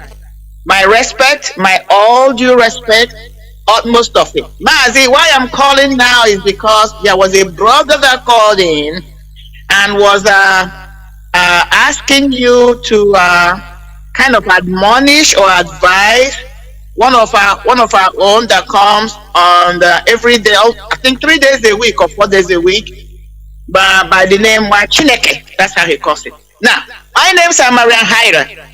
I want to speak to our brother and some of us, because Mazi, if I can recall, and I believe my memory so far is still intact and functioning, this is the second time somebody is calling on air to make this request. So that is why I'm addressing it today. I want our brother and some other people who have the same feelings to understand that what makes us, or what will make us unique and strong, is the mosaic character or beliefs of who we are. Belief is not a central thing. When it comes to beliefs are diversified, because beliefs are the concept of men. Those people or the leaders you adhere to or you follow is their own mindset, their own concept of what that belief or what God is, who God is. Nobody knows what God or who is, but that's their own concept. So what am I saying? You cannot try to deter, you cannot try to take someone's belief away from them. What you do is you continue to propagate your own belief or idea or spiritualism, which I believe transcends all belief, to warn them in, to bring them to a place of where they can to themselves say, aha, you call it an aha moment, where they can say, okay, I believe, which is what you call superior argument. I I believe now I can see what you're saying. They can see it from your perspective. You don't have to force people. You just have to continue to preach. Because there's a reason why I ask people, why do you think the Godhead, whatever you call him, I call him the universal consciousness, diversified us as human beings. You go to every location, geographical location, whether you go to longitude or latitude, there's different things, species of plants, the people, the way they behave. There's a reason. But when you bring it collectively, then you can begin to understand the consciousness of who God is, which is what I call universal consciousness. I'm going to end by saying this. This is how I look at belief. Belief is below spiritualism. Spiritualism, which is truth, is when you take the universal consciousness, look at it as water, bottle of water, but you have other 4 different kinds of bottle of water, but this particular bottle of waters have different colors. You have green, you have blue, you have yellow, you have red. Now you have a stock, which is the universal consciousness, where you pour the water into all these different cans with different colors. Now when you ask somebody to pick a bottle, they will pick a bottle based on the color of their affiliation. That is the color they like. And they will tell you, I want the green bottle, I want the red bottle, I want the blue bottle. Now they are now reflecting, or they are referring to the color of the bottle. But the utmost truth is that the content of the bottle is the same. Why am I saying this? We must understand that belief, everyone's belief, the source is the universal consciousness. But when you download it, I'm going to use the word download. When you download it to different communities or different individuals, they begin to express themselves from their perspective. So what am I saying? When we get Biafra, we are may not have a different universal or unit of worship. Everybody will be entitled for their own way of worship. But we must understand that what holds us together is Biafra as our religion, which is the universal consciousness that has brought us together. I just want to bring this so that our people will stop fighting. What we do on Saturday, we are not trying to force people to come into our fold or believe in what we are saying. We are trying to open people's mind to ask questions, because even traditional religion, I personally do not believe in that, because I believe they are corrupted. So we are talking about spiritualism, which transcends all religion. When you get there in your mind, you now see every other religion as the same, and then it will not worry me what you are practicing or what I'm practicing. But I'm going to end here because what I keep on saying is this: we are making sure to open people's brains and eyes and to asking questions. There is no banned area that you shouldn't ask. I will love it if we are holding these programs, Saturday programs mostly. People will start calling to maybe disagree, not by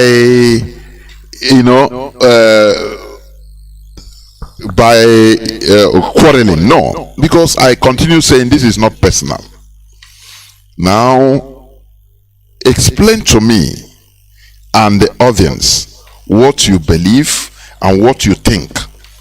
I told you, that is the reality. We put everything onto the altar of reason. The altar of reason, that is it. Now it is for people to judge. This is just like a parliament, an open parliament. Likewise, the same way you complain, why not go there also and call and ask questions? This is Radio Biafra. After all, Mazi Nnamdi Kanu, when he started this radio, that is the culture he brought. Once he finished, he opened lines so that people can challenge, can disagree with him. That is the reality. People can challenge him, people can disagree with him, and the reason, facts and figures. So why not also you call and disagree with me, or you call and disagree with the person they are talking? That is my own point. Caller on WhatsApp, can you hear me now?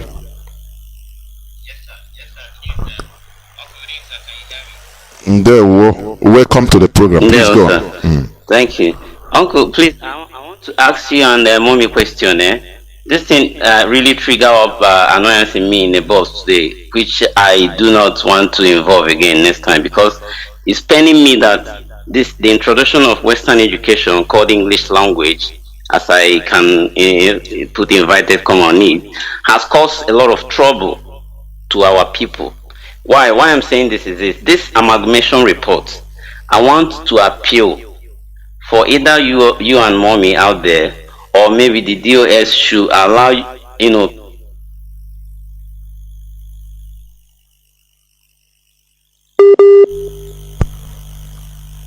Mazi, are you people who can come on air and interpret from the paragraph 1 to the end of what's it called, amalgamation report. Wow. Go on, Mazi. You're out. You're coming out. Go on. Fine. What I'm saying is that I want you and mommy, or maybe the director of state, to come out and simply or interpret amalgamation. What I'm saying this is that if amalgamation report has been disclosed to be an expiring thing after 100 years, I think it's also good for indigenous person this what you call Nigeria to understand also that the prioritizing of election should be a primary thing at this juncture. I was in a bus, a young, learned, acclaimed idiot was preaching, to everybody like Steve P2B is the best. I called him and said, please. Mazi, I know your line is becoming digital anyway. But the conversations you have in buses, you always like to bring it up. Do not allow things to push you immediately into annoyance. Try to hold yourself. Ndị ojii a na-akọ that we cannot control our emotion. It's a fault. It's a weak point. Mostly Asians, they used to say that black people they don't control their emotions. It's an insult and it's a fault. So when you are talking with somebody or when you are debating, hold your anger. It's not by anger. By anger, you cannot even make a viable argument. You cannot coordinate your brain neurons. That is the reality. But when you cool yourself down, stop, limit yourself of this anger. Now you see that you will be shrinking even. It's not good. So when you are bound to have other counter narrative. You cool down and you talk to the person. If the person is reasonable, he can understand. I have used this way in order to convince many people during private arguments. That is when no matter how the person come in, but now when you speak, now the person will understand. But when you are angry, shouting, you are shouting, no person will understand. So there is no need of recounting your ordeal with somebody in the bus. Mazi, please. I'm on the verge of close. No. I'm only objectively saying this generally. Why I'm portraying this far is that I ended up achieving what I that's said, good. That's good. Among us, because the whole ladies, the whole this thing this guy is saying, I think there is a point in it. Since he knew that P2B is the best, and he's not asking you what makes him the best.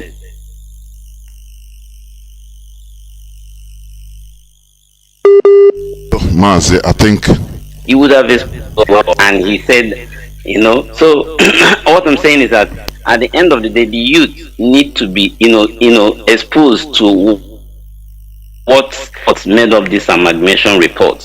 And also, I want to let the whole world understand that if amalgamation report ended after 100 years, it is also a good one that anything called election should not be a prioritized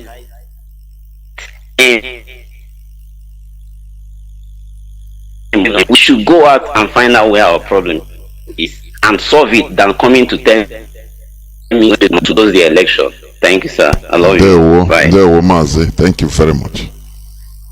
This is where I'm going to switch off the phones. Biafrans and lovers of freedom. You know, enlightenment starts with,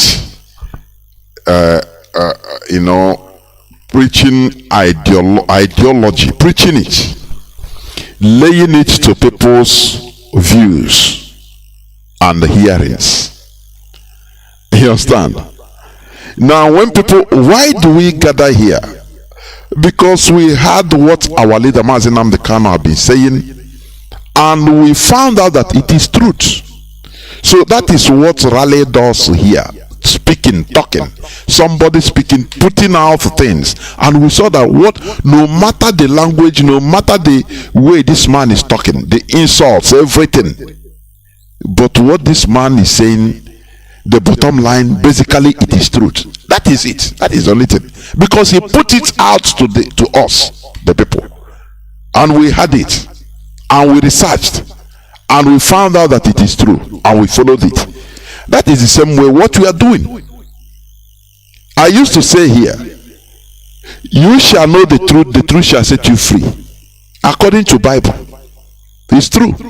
When you hear the truth, only hearing the truth cannot set you free. But when you hear the truth, you research about it, now you know it. You know that thing is true. You are sure. Now that is the time you are free. You will be free. So what we are doing is trying to put things under the altar of reason. That is it. Altar of reason.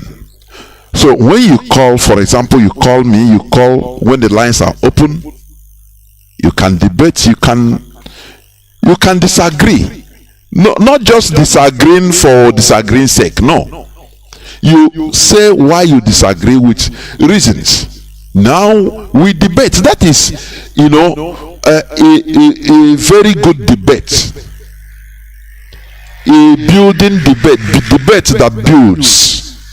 That is it. Not destructive debate. No, I don't engage in that. So when you disagree, you call on any Radio Biafra platform. You have the right to call. After all, we debate with our leader, Mazi Nnamdi Kanu. In some cases, you say, no, why not this, why not this, why not this? Until you people come to terms. You understand? The same way you can call any Biafra platform, Radio Biafra platform. Not being on the side and trying to know if I call now, this, and no, nothing. There is nothing. This is why we are here. This is why we are here. In order to debate. I love contrary opinion, but you have to convince the public listening.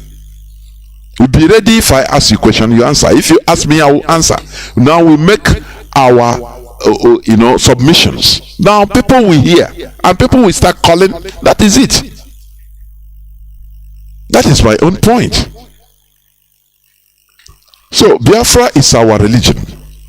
What we are doing, we never stop. No, we don't need to stop, and we will never stop, because stopping is death. It is either Biafra or Biafra. I don't say it's either Biafra or death, because enemies will say, okay, I will kill you and you die, and you not get Biafra. No, it is either Biafra or Biafra. Death will not even debar or stop us from getting Biafra, because all of us are not going to die. You understand? So that is it. In Nigeria, we are subdued. There is no country. You just Google, check advanced countries. You never see an advanced country that become advanced. A country that speaks foreign language, that practices foreign religion is advanced. It's impossible. I'm telling you what I have cross-checked, searched one after the other, and found out. It's a secret. You see this language, which they are using officially in order to write constitutions, or study in schools, write, do everything in the law, in the courts, different government parastatals. it is shutting out many of our people, many part of the population, because many people don't understand this foreign language. They cannot read it. So, people never reason in that way. When South Korea, they are speaking their language. They are practicing their own indigenous religion. They, and they are developed. Japan, the same thing. China, the same thing. Dubai, the same thing. You never see a country that develops purely on foreign, No. When you go to South America, like Argentina, like Brazil, they are BRICS. They are developing, yes. But they are using their own language. Spanish and Portuguese, because these are Europeans. They took over the land. They are there. They impose themselves there. They are living there. They are no more going anywhere. So that is, they are still Spanish or Portuguese that are there. In case of Argentina, Peru, or Brazil, all these places. Do you understand? Had it been for example, Nigeria, England, British people, we have white British that are living there in control till today. Before God and man, Nigeria wouldn't have been what it is today. It will be developed because the people are there. No matter the apartheid system, no matter now every black person will be suffering it together. Do you understand? They will be there. They will develop it. But the worst thing they did is moving out and handing us over into our black, so-called black brothers that they are not there for development. They kill us more. That was what brought the war of South Sudan. The South Sudanese, they were objective. They are, so-called founding fathers, independence people, they were objective. When Britain was going, handing over, they were clamoring for Sudan. They were clamoring for independence, all of them. As you know, they were under Sudan. But the way they see things going, Britain was doing this back meetings with the Janjaweed of Sudan. The same way they were doing with Ahmad Bello and not. The Southern Sudanese said, no, this thing you are doing, we know they're here, we know they're there. You want to go out and hand us over to these people? No, it is better you are here. Even you colonize all of us, your presence here, no problem. We will not mind. But when you say you are giving us independence and you are handing over to these Arabs, these Janjaweeds, no, they are worse than anything. We cannot condone it. Britain said, who are you to talk to? You are monkeys. Who are you to talk to us? Immediately, they didn't even wait for independence to start. They carried arms. I used to say this is what Azikiwe should have done. They say no, because even Azikiwe was in a very better position. Instead, he's trying to maintain Nigeria, one Nigeria. The same thing our people are doing today. We are suffering in Nigeria, and we say, okay, what is happening to our people, for goodness sake? What Azikiwe started? Learn from South Sudan. They say no. Either we remain as autonomous people of South Sudan. We don't have to be to the center, No. You cannot leave us. Hand us over to these people. We'll be independent. These people say, Britain say, Queen Elizabeth say, who this monkey, who are you to talk to me? I beg. And they did it. Before you know, South Sudan carried and started fighting. Today they are free. We were always trying to find an excuse to stay, to remain slaves as long as what kind of nonsense is this? Perfect slaves. We need to continue this, what we are doing. I'm telling you. Otherwise, we are gone as a people. Thank you for listening. Biafra is our religion. Tomorrow, being Saturday, we will be here. We will be here to preach the gospel. Thank you for listening.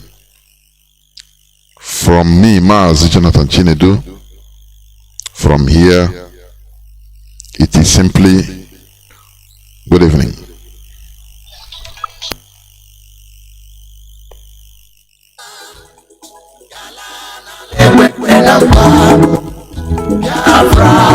Biafra, ndị ngozi obodo bụ sọ mma, obodo dọrọ nsọ.